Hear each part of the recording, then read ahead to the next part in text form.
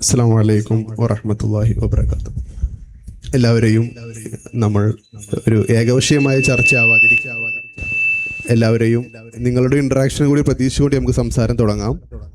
ആദ്യമായി പറയാനുള്ളത്, ഈ ടെക്നോക്രസി കാലത്തെ ദൈക്ഷണിക ജാഗ്രത എന്നൊക്കെ പറയുമ്പോൾ അത്ര തന്നെ എളുപ്പമല്ലാത്ത, എന്നാൽ നമുക്കൊന്നും ആക്സസിബിൾ അല്ലാത്ത എന്തോ കാര്യപ്പെട്ട വിഷയം എന്നുള്ളൊരു ആശങ്ക ആ പദപ്രയോഗത്തിൽ തന്നെ ഉണ്ട്. എനിക്കൊരു സംശയം തോന്നുന്നു, ആളുകൾക്ക് അത് എളുപ്പമല്ല എന്നൊരു സംശയം. വ്യക്തിപരമായി എനിക്ക് പറയുകയാണെങ്കിൽ, നമ്മളെല്ലാവരും ഒരു ദിവസം എണീറ്റ് ഉറങ്ങുന്നതിൻ്റെ ഇടയിൽ ഏറ്റവും കൂടുതൽ ഇടപെടുന്ന സോഷ്യൽ മീഡിയയുമായി ബന്ധപ്പെട്ട ഒരു എക്കോസിസ്റ്റത്തെയാണ് ഈ ടെക്നോക്രസിയെ കൊണ്ട് ഉദ്ദേശിക്കുന്നത്. ഏറ്റവും പ്രധാനപ്പെട്ട ഒരു ആശങ്ക എന്ന നിലക്ക് ആദ്യം ഇവിടെ സംസാരിക്കാനുള്ളത്, നമ്മളുടെയൊക്കെ സമയത്തെ മറ്റൊരാൾ വിൽപ്പനച്ചരക്കാക്കി ലാഭം കൊയ്യുന്നുണ്ട്. നമ്മൾ ഏറ്റവും കൂടുതൽ സമയം ഇൻസ്റ്റഗ്രാമിൽ ഉപയോഗിക്കുമ്പോൾ, നമ്മൾ ഏറ്റവും കൂടുതൽ സമയം വാട്സപ്പിലോ അതല്ലെങ്കിൽ സോഷ്യൽ മീഡിയ ആപ്ലിക്കേഷൻസിലോ ഉപയോഗിക്കുമ്പോൾ, നമ്മൾ സ്പെൻഡ് ചെയ്യുന്ന സമയം മറ്റൊരാളുടെ പരസ്യം പ്രദർശിപ്പിക്കാനുള്ളത് അല്ലെങ്കിൽ ആഡ് റവന്യൂ ജനറേറ്റ് ചെയ്യാനുള്ള ഒരു ഓപ്ഷനാണ്. ഒരു എക്സാമ്പിൾ പറഞ്ഞു കഴിഞ്ഞാൽ, നമ്മളെല്ലാവരും യൂട്യൂബ് സ്ഥിരമായി കാണുന്നവരല്ലേ? എല്ലാവരും ജസ്റ്റ് ഒന്ന് കൈ വെക്കാവോ, ഒരു ദിവസം ഒരു തവണയെങ്കിലും യൂട്യൂബ് ഓപ്പൺ ചെയ്യാറുള്ള ആളുകൾ ഇതിൽ ഏകദേശം എല്ലാവരും ഒരു ദിവസമെങ്കിലും ഏറ്റവും കൂടുതൽ ഒരു തവണയെങ്കിലും യൂട്യൂബ് ഓപ്പൺ ചെയ്യാറുണ്ടല്ലോ. നമ്മൾ ശ്രദ്ധിച്ചിട്ടുണ്ടോ, നമ്മൾ ഓപ്പൺ ചെയ്യുമ്പോൾ നമ്മൾക്ക് ഇഷ്ടപ്പെട്ട കാര്യമായിരിക്കും അതിൽ ആദ്യം വരിക. നമ്മൾ സബ്സ്ക്രൈബ് ചെയ്തിട്ടുണ്ടാവില്ല, നമ്മൾ ലൈക്ക് അടിച്ചിട്ടുണ്ടാവില്ല, നമ്മൾ കമന്റ് ചെയ്തിട്ടൊന്നും ഉണ്ടാവില്ല, പക്ഷെ എങ്കിലും നമുക്ക് ഇഷ്ടപ്പെട്ടതാണ് വരിക. യൂട്യൂബിന്റെ അതോറിറ്റീസ് ഈ അടുത്ത ദിവസം അവരുടെ ഒരു പാനൽ ഡിസ്കഷനിൽ പറഞ്ഞൊരു കാര്യമുണ്ട്. 1 മിനിറ്റ് യൂട്യൂബിന്റെ സ്റ്റോറേജ്, ക്ലൗഡ് സ്റ്റോറേജിൽ അപ്ലോഡ് ചെയ്യുന്ന കോണ്ടന്റുകളിൽ അത് മുഴുവൻ ഒരാളിരുന്ന് കാണുകയാണെങ്കിൽ 1 മിനിറ്റ് അപ്ലോഡ് ചെയ്യുന്ന കണ്ടന്റ് കാണാൻ ഏറ്റവും ചുരുങ്ങിയത് 400 മണിക്കൂർ വേണം എന്നാണ്. അതായത് 400 മണിക്കൂർ എടുക്കും 1 മിനിറ്റ് അപ്ലോഡ് ചെയ്യുന്ന കണ്ടന്റ് കാണാൻ. ആ 400 മണിക്കൂർ എടുക്കുന്ന കണ്ടന്റ് നമ്മൾക്ക് ഇഷ്ടപ്പെട്ട കണ്ടന്റ് ആയിട്ട് ഏറ്റവും ഷോർട്ട് കണ്ടന്റ് നമ്മൾ ലൈക്ക് ചെയ്യാതെ, സബ്സ്ക്രൈബ് ചെയ്യാതെ, നമ്മൾ കമന്റ് ചെയ്യാതെ നമ്മളുടെ ഫീഡിലേക്ക് വരുന്നുണ്ട്. ഇവിടെയാണ് നമ്മളെ അൽഗോരിതം നിയന്ത്രിക്കുന്നു എന്ന് പറഞ്ഞത്. നമ്മളുടെ ടേസ്റ്റ് ബഡ് എന്താണെന്ന് നോക്കി അതിനനുസരിച്ച് സാധനം നമുക്ക് ഫീഡ് ചെയ്ത് തരുന്നുണ്ട്. ഇതോട് കൂടിയിട്ട് ആ കണ്ടന്റ് നമ്മൾ കാണാൻ വേണ്ടി മറ്റൊരു ടീം അവിടെ പരസ്യം ചെയ്യുന്നു. അപ്പൊ സമയം സ്പെൻഡ് ചെയ്യുന്നത് നമ്മളാണ്, ആരോഗ്യം സ്പെൻഡ് ചെയ്യുന്നതും ഇന്റർനെറ്റ് സ്പെൻഡ് ചെയ്യുന്നതും നമ്മളാണ്, പക്ഷെ ലാഭം കൊയ്യുന്നത് മറ്റൊരാളാണ്. അപ്പൊ എനിക്ക് ഇപ്പൊ നമ്മുടെ കൂടെയുള്ള രാംമോഹൻ പാലിസ് സാർ എന്ന് പറഞ്ഞാൽ കഴിഞ്ഞ 30 വർഷമായി ഈ ഫീൽഡിൽ സജീവമായി നിൽക്കുന്ന ഒരാളാണ്. എനിക്ക് സാറോട് ഒരു സംശയം ചോദിച്ചുകൊണ്ട് ഡിസ്കഷൻ ആരംഭിക്കാൻ തോന്നുന്നു. അതായത്, നമ്മളുടെ സമയം, നമ്മളുടെ ആരോഗ്യം, നമ്മളുടെ ബുദ്ധി, ഇവ നമ്മൾ ആഗ്രഹിക്കുന്നത് നമ്മളുടെ ഒരു ആവശ്യം നമ്മൾ ഉപയോഗിക്കുന്നു എന്നുള്ളതാണ്. പക്ഷേ ഇന്റർനെറ്റിൽ മറ്റൊരു ടീം അതിനൊരു വിൽപ്പനച്ചരക്കാക്കി ഉപയോഗപ്പെടുത്തുന്നുണ്ടല്ലോ. ഇത് നമ്മൾക്ക് എങ്ങനെയാണ് നമുക്ക് ബോധ്യപ്പെടുക എന്നുള്ളതൊന്ന് പറയാമോ? അതായത് നമുക്ക് എങ്ങനെ മനസ്സിലാക്കാം? ഫേമസ് ആയിട്ടുള്ള ഒരു ചൊല്ലാണല്ലോ, നമ്മള് പൈസ കൊടുക്കണമെങ്കിൽ നമ്മളാണ് പ്രൊഡക്റ്റ്. അങ്ങനെയല്ലേ? കേൾക്കുന്നില്ലേ? ഇത് പക്ഷേ ഈ ഒരു ടോപ്പിക്ക് എനിക്ക് തോന്നുന്നു നിങ്ങളെക്കാളും വളരെയധികം ചെറുപ്പമാണ്, നമ്മളെക്കാളും ചെറുപ്പമാണ് ഇവിടെ ഇരിക്കുന്ന ആൾക്കാർ, ഈ കുട്ടികൾ. ഈ വിഷയത്തിൽ ശരിക്കും അവരാണ് കൂടുതൽ പറയാൻ യോഗ്യര്. ആദ്യം തന്നെ അവർ സംസാരിക്കാന്നുള്ളതാണ് എന്റെ ശരി. കാരണം അവരാണ് അതിലേക്ക് പ്രസവിച്ചു വീണ കുട്ടികൾ. ഈ ട്രെൻഡ് വന്ന ശേഷം ഇവരുടെ അനിയന്മാരൊക്കെ ആയിരിക്കും കുറച്ചും കൂടി യോഗ്യന്മാരെന്നാണ് ഇവിടെ എത്താത്ത കുട്ടികൾ, സ്കൂളിൽ, പ്രൈമറി സ്കൂളിലൊക്കെ പഠിക്കുന്ന കുട്ടികൾ.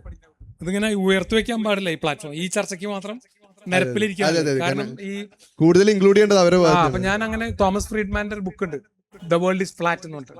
ദ വേൾഡ് ഈസ് ഫ്ലാറ്റ് എന്ന് പറഞ്ഞൊരു ബുക്ക് ഉണ്ട് തോമസ് ഫ്രീഡ്മാന്റെ. ഈ ന്യൂയോർക്ക് ടൈംസിന്റെ കോളമിസ്റ്റ് ആയിരുന്നു. അപ്പൊ ഞാനതിനെ മലയാളത്തിലാക്കിയത് ലോകം ഒരു പരപ്പനങ്ങാടി എന്നാണ്. നിങ്ങളുടെ ഈ ജില്ലയുടെ പടിഞ്ഞാറ് അറ്റത്തുള്ള സ്ഥലമാണല്ലോ പരപ്പനങ്ങാടി.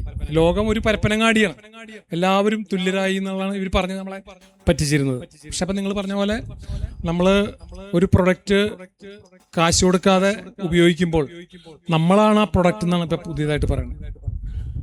അപ്പൊ ഇതിന്റെ ഏറ്റവും വലിയ സംഭവം എന്ന് വെച്ചാൽ, പണ്ട് ഞാനൊക്കെ ഒരു 1999 ദുബായിൽ വെച്ചിട്ടാണ് ഈ മൊബൈൽ ഫോൺ ആദ്യമായിട്ട് മേടിക്കുന്നത്.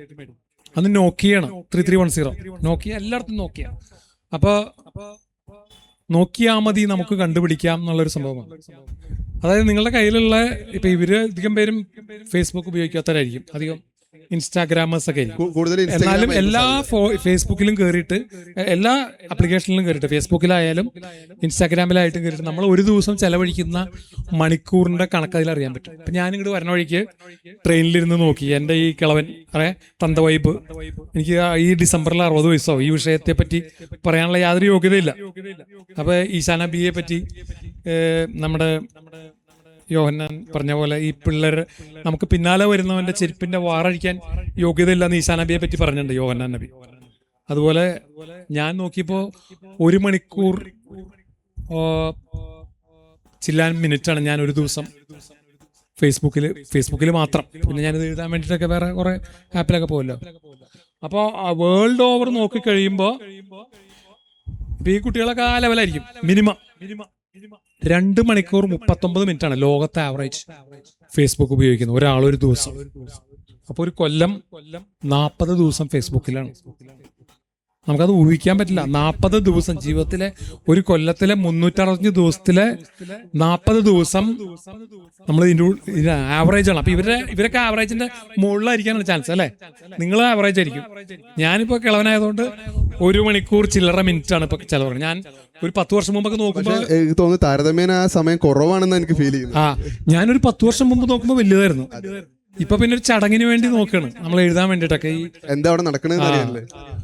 അപ്പൊ വേറൊരു കാര്യം അറിഞ്ഞത്, ഈ 3 ബില്യൺ ചില്ലാനം ആൾക്കാരാണ് ഫേസ്ബുക്കിലുള്ളത്. ലോകത്തെ ഏറ്റവും വലിയ രാജ്യം, അതായത് ഇന്ത്യയുടെ ജനസംഖ്യ 150 കോടി അടുത്ത്. ചൈനയുടെ ഇന്ത്യയെക്കാളും ചൈനയെക്കാളൊക്കെ വലിയ രാജ്യമാണ് ഫേസ്ബുക്ക്. ഫേസ്ബുക്കിസ്ഥാൻ എന്നാണ് പറയുന്നത്. ഫേസ്ബുക്കിസ്ഥാൻ നമ്മുടെ ഇങ്ങനെ PS റഫീഖിന്റെ കഥ തന്നെ ഉണ്ടായിരുന്നു. റഫീഖിന്റെ മറ്റേ ആമേനൊക്കെ എഴുതിയ റഫീഖില്ലേ, PS റഫീഖ്, ഇവര് കണ്ടാണോ ആമേനൊക്കെ? അപ്പൊ ആ റഫീഖിന്റെ കഥ ഫേസ്ബുക്കിസ്ഥാൻ എന്ന് പറഞ്ഞ ഒരു കഥയുണ്ട്. അപ്പൊ ലോകത്തിലെ ഏറ്റവും വലിയ രാജ്യം എന്താണെന്ന് വെച്ചാൽ ചൈന, ഇന്ത്യ ഒന്നും അല്ല. ജനസംഖ്യ വെച്ച് നോക്കുമ്പോൾ ഫേസ്ബുക്കിസ്ഥാനാണ്, അല്ലെങ്കിൽ ഇൻസ്റ്റാഗ്രാമാണ്, വാട്സപ്പാണ്.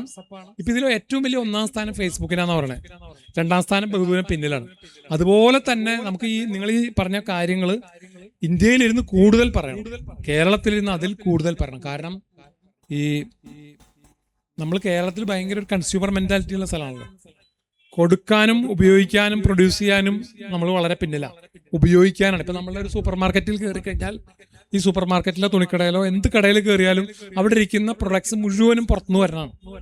നമ്മളത് ഉപയോഗിക്കുക മാത്രമേ ഉള്ളൂ. കേരളത്തിൽ പ്രൊഡ്യൂസ് ചെയ്യുന്ന ചിപ്സോ വളരെ കുറച്ച് നന്നാരി സർവത്തൊക്കെ ഉണ്ടാവുള്ളൂ. ഭൂരിപക്ഷം നമ്മൾ ഈ സൂപ്പർ മാർക്കറ്റ്. അതേപോലെ തന്നെ നിർഭാഗ്യവശാൽ നമ്മുടെ ഈ ഡിജിറ്റൽ ലോകത്തും നമ്മൾ ഇത് ഉപയോഗിക്കുന്നു എന്നുള്ള. അപ്പൊ അതിനൊരു നിങ്ങൾ പറഞ്ഞ എന്റെ ഭീഷണിയുടെ അപ്പുറത്തെ ഭീഷണി, നമ്മളൊരു പ്രൊഡക്റ്റായി നമ്മൾ ഇതിന്റെ അടിമയായിട്ടിരിക്കുന്നതിന്റെ കൂടാതെ നമ്മുടെ മറുനാട്ടുകാരുടെ അടിമയായിരിക്കും എന്നുള്ള സംഭവം, പ്രത്യേകിച്ച് അമേരിക്കയുടെ. അതേസമയം നിങ്ങൾ നമ്മളെ പോലെ തന്നെ വലിയ ജനസംഖ്യയുള്ള ചൈനയെ കണ്ടുപഠിക്കുമ്പോൾ ചൈനയ്ക്ക് എല്ലാ കാര്യത്തിലും ഈക്വൽ ആപ്സ് ഉണ്ട്. ഇപ്പോൾ ചാറ്റിങ്ങിനായാലും ഷോപ്പിങ്ങിന് ഇപ്പൊ ആമസോണിനേക്കാളും വലിയ ആപ്പാണ് അവരുടെ ആലിബാബ. അതുപോലെ എല്ലാത്തിനും അവർക്ക് ആപ്പുണ്ട്. ടിക്ടോക്ക് തന്നെ ഒരു ചൈനീസ് ആപ്പാണ്. അത് ഇന്ത്യയിൽ ചൈനക്കാരുടെ ആപ്പ് ആയതുകൊണ്ട് മാത്രം നിരോധിച്ചിരിക്കുകയാണ്. എന്നാൽ അമേരിക്കയുടെ ആപ്പുകൾക്ക് ഇവിടെ യാതൊരു നിയന്ത്രണവും ഇല്ല. നിലവിലുള്ള ടെലഗ്രാമിനെ തന്നെ കട്ട് ചെയ്യാൻ ഒരു ചർച്ച നടന്നുകൊണ്ടിരിക്കുകയാണ്. അപ്പൊ ഇന്ത്യയിൽ ഇത്രയും വലിയ ജനസംഖ്യയും ഇത്ര വലിയ IT കയറ്റുമതിയും ഇത്ര അധികം 2.5 ലക്ഷം IT പ്രൊഫഷണൽസ് ആണ് കേരളത്തിലുള്ളത്. എന്നിട്ട് നമുക്ക് ഇപ്പൊ വിമാനത്തിൽ നിന്ന് കേരള വിമാനം, കേരള എയർ എന്നൊക്കെ പറഞ്ഞ പോലെ കേരളത്തിൽ നിന്നും ഇന്ത്യയിൽ നിന്നുമുള്ള സോഷ്യൽ മീഡിയ പ്ലാറ്റ്ഫോംസ് ഒന്നും ഇതുവരെ. പക്ഷേ ഞാൻ ഇടക്കൊന്ന് ബ്രേക്ക് ചെയ്ത് ചോദിക്കുന്നത്, ഞാൻ വരേണ്ട ഉൾപ്പെടുത്തി സംസാരിക്കാന്നുള്ളതാണ്. ഇപ്പൊ നമ്മൾ ഈ കേരളത്തിന്റെ പരിസരത്തെ കുറിച്ച് പറഞ്ഞ സമയത്ത് എനിക്ക് വ്യക്തിപരമായി ഞാൻ ഒബ്സർവ് ചെയ്തൊരു സാധനം ഷെയർ ചെയ്യാം. ഇതിൽ ഫേസ്ബുക്ക് നിരന്തരമായി ഉപയോഗിക്കുന്ന ആളുകളൊന്ന് കൈവക്കാവോ? അല്ലെങ്കിൽ സ്ഥിരമായി ഫേസ്ബുക്ക് ഉപയോഗിക്കുന്ന ആളുകൾ ഇതിലുണ്ടോ? അല്ലെങ്കിൽ ഫേസ്ബുക്കിൽ അപ്ഡേറ്റ് സ്ഥിരമായി അറിയുന്ന ആളുകൾ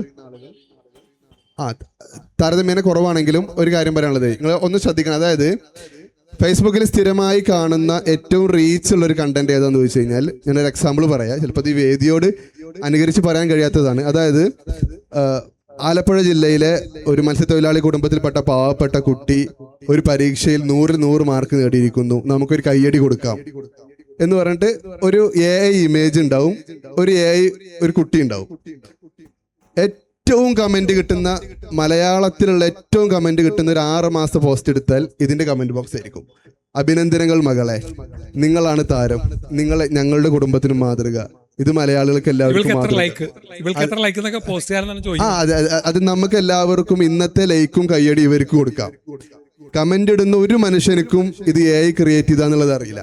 നമ്മൾ ഡിജിറ്റൽ സാക്ഷരതയുടെ ഒക്കെ അപ്പോസ്തലന്മാരായി വളരെ സംഭവമായി സംസാരിക്കുമ്പോൾ പോലും ഏറ്റവും കൂടുതൽ കമന്റ് കിട്ടുന്നതും ഏറ്റവും കൂടുതൽ ലൈക്ക് കിട്ടുന്നതുമായ കമന്റ് ഇതായിരിക്കും. പിന്നെ ഒന്നുണ്ടാവും, APJ അബ്ദുൽ കലാമിന്റെ ഒരു പ്രതിമ നിർമ്മിച്ചത് കാണാം, ഇതിനല്ലേ നമ്മൾ കൈയടിക്കേണ്ടത്, സിനിമക്കാർക്കാണ് നമ്മൾ ലൈക്ക് കൊടുക്കേണ്ടത്, ഇതിനല്ലേ കൈയടിക്കേണ്ടത്. ഈ പോസ്റ്ററും AI ആണ്, ഈ പ്രതിമയും AI ആണ്. പക്ഷേ ഏറ്റവും കൂടുതൽ ആളുകൾ അബദ്ധത്തിൽ ചെന്ന് വീഴുന്നത് നമ്മുടെ മലയാളികൾ തന്നെയാണ്. അപ്പോൾ നമ്മൾ ഇതിലൊക്കെ സാക്ഷരതയിൽ മുന്നിലാണെന്ന് പറയുമ്പോഴും ഏറ്റവും കൂടുതൽ നന്നായി പറ്റിക്കപ്പെടുന്ന നമ്മളാണ്. കാരണം എന്താണ്, ഇവിടെ ഞാൻ നേരത്തെ പറഞ്ഞത് ലിങ്ക് ചെയ്യുന്നത് ഫേസ്ബുക്കിൽ കണ്ടന്റ് മോണിറ്റൈസേഷൻ വന്നിട്ടുണ്ട് എന്ന് പറഞ്ഞാൽ ഒരു കാർഡ് പോസ്റ്റ് ചെയ്തിട്ട് അതിന് ഏറ്റവും കൂടുതൽ കമന്റ് കിട്ടും തോറും $, ജനറേറ്റ് ആവും. അപ്പോൾ എത്ര കമന്റ് ചെയ്യുന്നോ, $4 ആയിട്ടുണ്ട് ഈ മാസത്തെ കഴിഞ്ഞ മാസത്തിലെ. അപ്പൊ നമ്മൾ എത്രയാണോ കമന്റ് ചെയ്യുന്നത് അത്രത്തോളം നമുക്ക് റീച്ച് കിട്ടുന്നു, $, കിട്ടുന്നു. അപ്പൊ നമ്മൾ ഉപയോഗിക്കപ്പെടുന്ന കണ്ടന്റുകളുടെ ഒറിജിനാലിറ്റി നമ്മൾ എങ്ങനെ വിലയിരുത്തുന്നു എന്നുള്ളത് ഒരു പ്രധാനപ്പെട്ട ഘടകമായി മാറിയിട്ടുണ്ട്.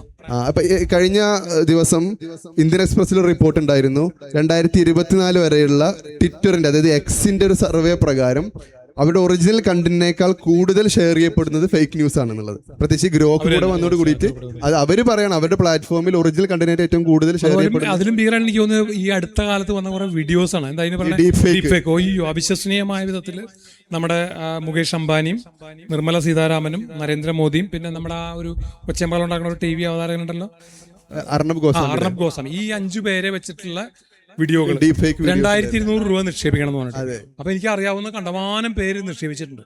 വലിയ പൈസയാണ് അത്. ഒറിജിനലിനെ വെല്ലുന്ന വീഡിയോ ആണ് ഡീപ് ഫേക്ക് ഉപയോഗിച്ച് ചെയ്യുന്നത്. അപ്പൊ ഇത് നമ്മുടെ സമയം പോകുന്നതിനൊക്കെ ഉപരിയായിട്ട് അതിൽ പൈസയും കൂടി പോകുന്നൊരു എക്സ്ട്രാ ഇൻവെസ്റ്റ്മെന്റ്. പിന്നെ അതുകൂടാതെ നമ്മളുടെ ജീവിതത്തിന്റെ ഒരു വലിയ ടൈമാണ് ഇതിൽ പോകണത്. സമയം നമ്മുടെ പ്രൊഡക്റ്റീവ് ഇയേഴ്സ്, ചെറുപ്പത്തിലെ ഒരു സമയം പോകുന്നു. അപ്പൊ എനിക്ക് വേണേൽ നമ്മുടെ കുട്ടികളത് വേഗം മനസ്സിലാക്കുന്ന എനിക്ക് തോന്നുന്നു നമ്മളെക്കാൾ. എനിക്ക് വേണം എന്റെ തലമുറയിൽപ്പെട്ടവരായിരിക്കും ഇതിൽ കൂടുതൽ പെട്ട് കിടക്കണേ. നിങ്ങൾ കുറച്ചും കൂടി ബെറ്റർ ആയിരിക്കും നിങ്ങളുടെ തലമുറ.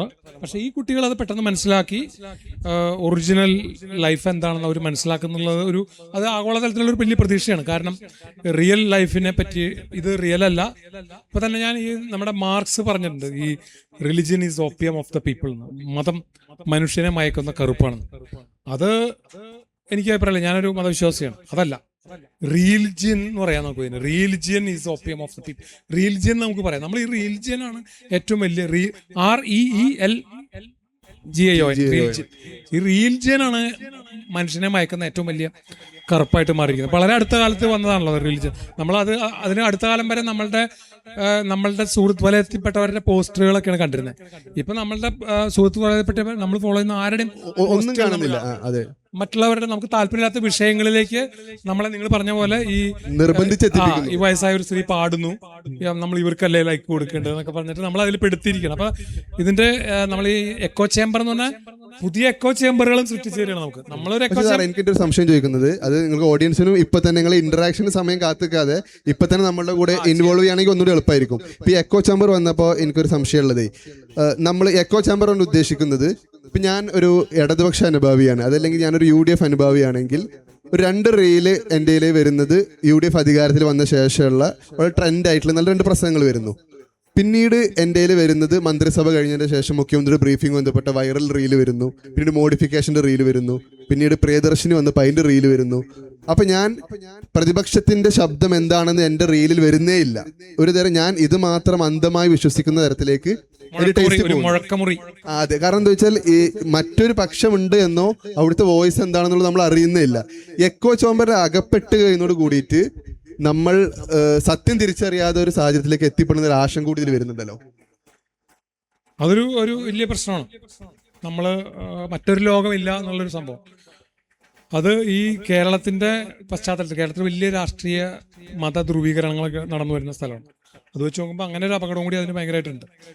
അത് കൂടാതെ ഇതിന്റെ ഈ എക്കോ ചേംബർ അൽഗോരിതം കൂടി നമ്മൾ കണക്ട് ചെയ്ത് നോക്കുമ്പോൾ ഇത് നമ്മളെ അടിച്ചേൽപ്പിക്കുന്ന ഒരു എക്കോ ചേംബറും കൂടി ഉണ്ടാവും. ഇവര് നമ്മളെ ട്രാപ്പ് ചെയ്ത് കൊണ്ടുപോകുന്ന എക്കോ ചേംബർ. ഇതിൽ വേറൊരു വലിയ വിപത്ത് എന്താണെന്ന് വെച്ചാൽ ഒരു 4-5 കമ്പനികളാണ്, സ്വകാര്യ കമ്പനികളാണെന്നുള്ളതാണ് ഇതിന്റെ ഏറ്റവും വലിയ. മാനവരാശി ഇതുവരെ അഭിമുഖീകരിച്ചിട്ടില്ലാത്ത ഒരു വലിയ ലോകത്തുള്ള മനുഷ്യർ മുഴുവൻ ടെക്നോളജിക്ക് തലവെച്ച് കൊടുക്കുന്നു എന്നുള്ള അത് ഇതിനു മുമ്പൊന്നും ഉണ്ടായിട്ടില്ല. ഒരു നമ്മുടെ എന്താ പറയാ, ഒരു വലിയ ചിന്തകന്മാരും പ്രവാചകന്മാരും ആരും കാണാത്ത തരത്തിലുള്ള ഒരു മാനവരാശി ഇതുവരെ കണ്ടിട്ടില്ലാത്ത ഈ കോവിഡ് പോലെ തന്നെ കോവിഡ് തന്നെ ഇതിനൊരു വലിയ എന്താ പറയാ പ്രചാരം നൽകിയ സംഭവമാണ് ശരിക്കും ഈ സോഷ്യൽ മീഡിയയും നമ്മുടെ ഡിജിറ്റൽ ജീവിതം. അപ്പോൾ നമ്മൾ ഇങ്ങനത്തെ ഒരു ചർച്ചയെ ഒരിക്കലും നമ്മുടെ സോഷ്യൽ മീഡിയ ഉപയോഗത്തിലോ എക്കോ ചേംബറിലോ ചുരുക്കാതെ നമ്മുടെ ദൈനംദിന ജീവിതം മുഴുവനും ഡിജിറ്റലായിരിക്കണം. ഇപ്പോൾ ഇന്ത്യ ബാക്കിയെല്ലാ കാര്യത്തിനും പിന്നിലാണെങ്കിലും UPI പേയ്മെന്റിൽ നമ്മൾ മുമ്പിലായി കഴിഞ്ഞു ലോകത്ത് തന്നെ. അതേസമയം ബാക്കിയുള്ള ഞാൻ അടുത്തിടെ ഒരു പുസ്തകം വായിച്ചു, OTP പ്ലീസ് എന്ന് പറഞ്ഞൊരു പുസ്തകം. ഒരു ഇന്ത്യൻ വനിത എഴുതിയതാണ്. ഇന്ത്യൻ സബ് കോണ്ടിനെന്റിലെ ബംഗ്ലാദേശിലെയും നേപ്പാളിലെയും ഒക്കെ ഉള്ള ഈ ഗിഗ് വർക്കേഴ്സ് ആണ്, ഗിഗ് ഇക്കണോമി എന്ന് വേണമെങ്കിൽ പറയാം. ഗിഗ് വർക്കേഴ്സ്, ഈ താൽക്കാലിക ജോലി, നമ്മൾ ഈ നമ്മുടെ ഡെലിവറി ബോയ്സ് അല്ലെങ്കിൽ യൂബർ ഓടിക്കുക, അതൊക്കെ ഗിഗ് വർക്കാണ്. താൽക്കാലിക ജോലി, ഒരു ചെറിയ കാലത്തേക്കുള്ള ജോലി, അങ്ങനെ ഒരു വലിയ എക്കോണമി ഉണ്ടാവുകയാണ്. അതിൻ്റെതായിട്ടുള്ള ഒരുപാട് പ്രശ്നങ്ങൾ, അതായത് അതിന്റെ ജോലി സ്ഥിരതയില്ല, ചൂഷണം, അങ്ങനെ ഒരുപാട് സംഭവങ്ങൾ. അതുപോലെ ഒരു വ്യക്തിത്വ വികസനം ഇല്ലാതെ പോകുന്നൊരു സംഭവമുണ്ട്. നമ്മൾ ചെറിയ പ്രായത്തിൽ വരുമാനം കിട്ടിപ്പോകുമ്പോഴുള്ള ഒരു അപകടകരമായ ഒരു സുഖമുണ്ടല്ലോ അപ്പൊ നമ്മുടെ വലിയ സ്വപ്നങ്ങളുടെ മുകളിൽ അത് വന്ന് വീഴുകയാണ് ശരിക്കും.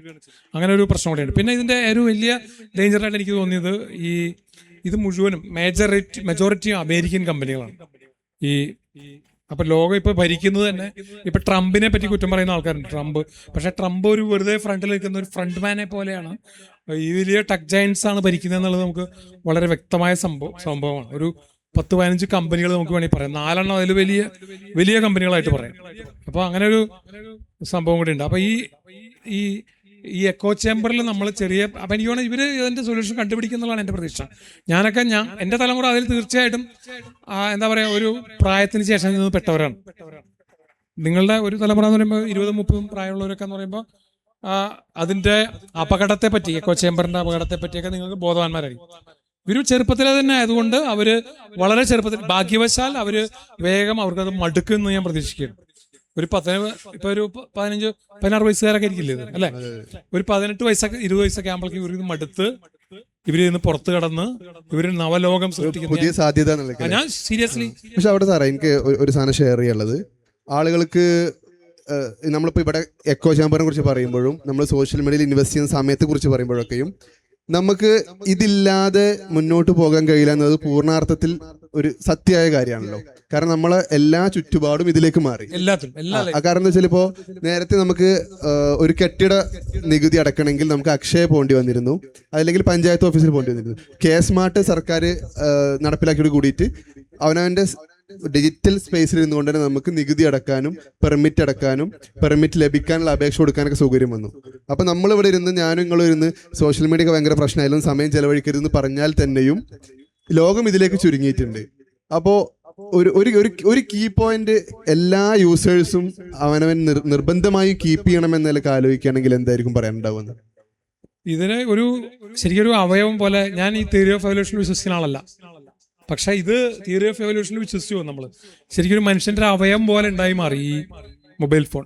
ശരിക്കും ഒരു അവയവം തന്നെയാണ്. നമ്മുടെ ജീവിത രഹസ്യങ്ങൾ കണ്ടമാനം അതിൻ്റെ ഉള്ളിൽ ഉണ്ടാവും. മനസ്സിന്റെ ഒരു എക്സ്റ്റൻഷൻ, മനസ്സിന്റെ ഒരു കഷ്ണം അമേരിക്കയെ ഏൽപ്പിച്ചോർന്നാണ് ഞാൻ സ്വയം വിചാരിക്കുന്നത്. ഈ അവയവത്തിനെ ഈ രാത്രി ആൾക്കാർ വീട്ടിലെ പ്രായമുള്ളവരൊക്കെ കിടക്കാൻ പല്ലൂരി വയ്ക്കും, കണ്ണട ഊരി വയ്ക്കും, ചെവിട്ടിൽ നിന്നുള്ള മറ്റേ കേൾക്കണ സാധനം ഊരി വയ്ക്കണ പോലെ ഇതിനെ പരമാവധി ഊരി വയ്ക്കുക എന്നുള്ളതാണ് നമ്മുടെ മനസ്സിന്റെ. മറ്റേത് ശരീരത്തിന്റെ കഷ്ണങ്ങളാണ്.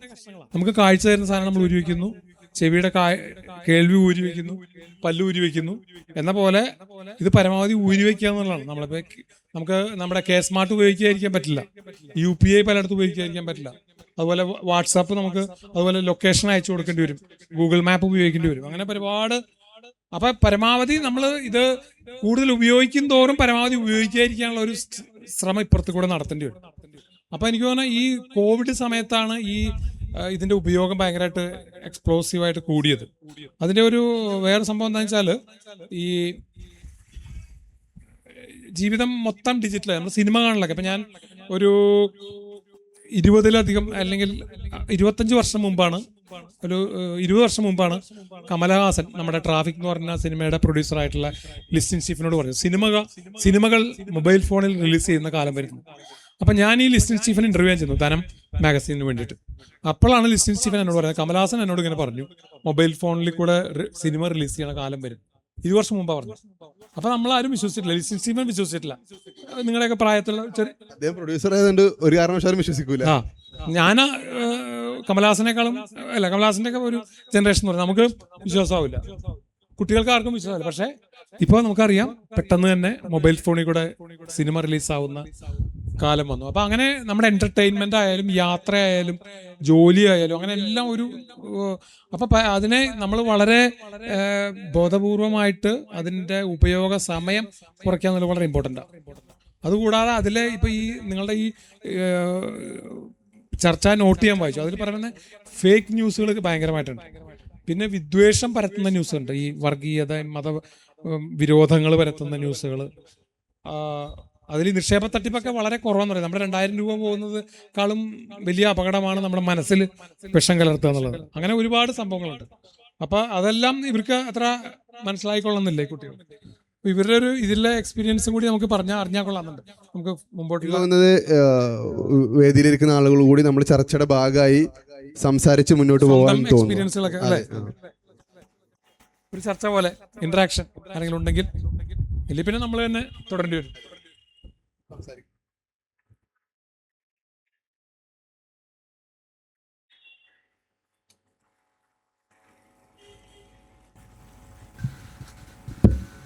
ഹായ്, എൻ്റെ പേര് ഉസൈദ് എന്നാണ്.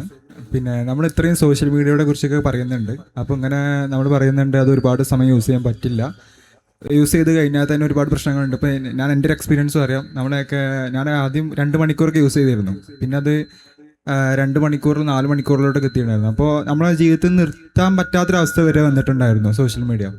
അപ്പോൾ സർ നേരത്തെ പറഞ്ഞിട്ടുണ്ടായിരുന്നു നമ്മൾ തിരിച്ചറിയാണ് ഇതല്ല യാഥാർത്ഥ്യം വന്നു, ഇതിനപ്പുറത്ത് വേറൊരു ലോകമുണ്ട് നമ്മൾ തിരിച്ചറിയുന്ന സമയത്താണ് നമ്മൾ യഥാർത്ഥ ജീവിതം തുടങ്ങുന്നത്.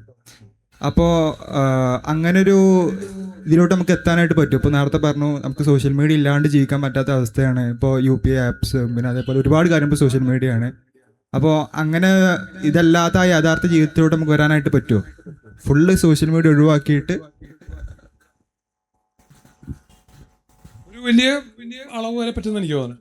പക്ഷെ അതെനിക്ക് തോന്നുന്നത് അപ്രോച്ചബിൾ ഡിസ്റ്റൻസ് എന്ന് പറയും. അതായത് ഓരോരുത്തരുടെ സാഹചര്യം, അവർ ജീവിക്കുന്ന ചുറ്റുപാട്, എക്കോസിസ്റ്റംസ് ആയിരിക്കും. ഒരു പക്ഷേ സാറിന് UPI ഒരു പക്ഷേ എൻ്റെ പേഴ്സണൽ അനുഭവം പറഞ്ഞാൽ ഞാൻ കുറിപ്പൈസ കൊടുക്കാൻ വേണ്ടി മാത്രം ATM നിന്ന് പൈസ എടുക്കുന്ന ആളാണ്. മറ്റൊരു ആവശ്യത്തിനും സമീപകാലത്തൊന്നും ATM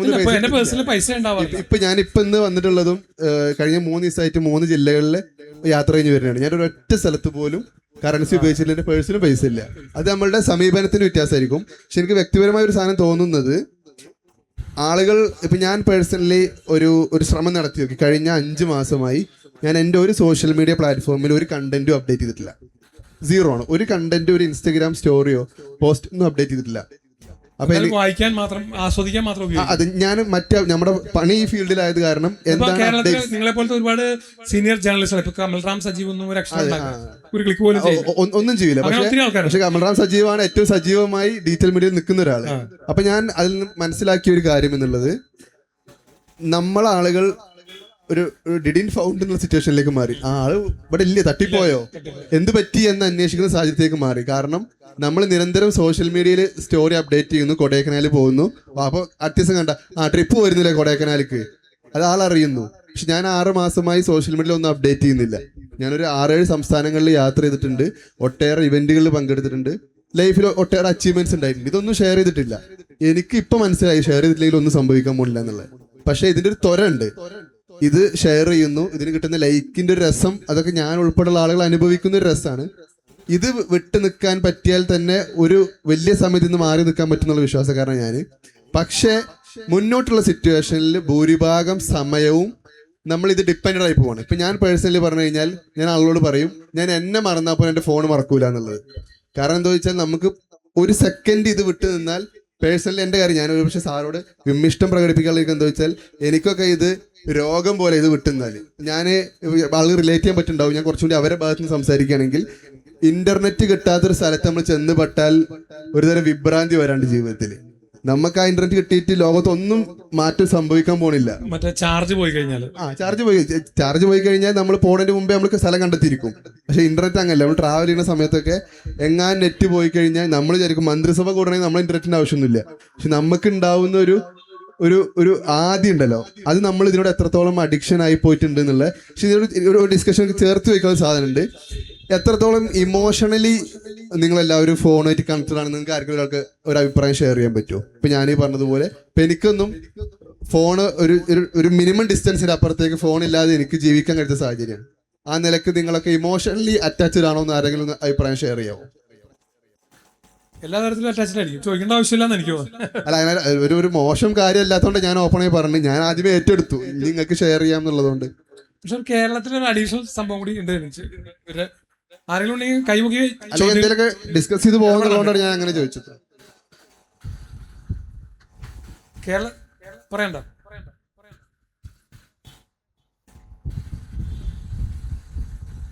കേരളത്തിലൊരു അഡീഷണൽ എക്സ്പീരിയൻസ് പറഞ്ഞാൽ ഇപ്പൊ നമ്മള് ഗോഡ്സ് ഓൺ കൺട്രി എന്ന് പറയും. ഞാനിതിനെ ശരിക്കും വിളിക്കുന്നത് ബ്രാഹ്മിൻസ് ഓൺ കൺട്രി എന്നാണ്.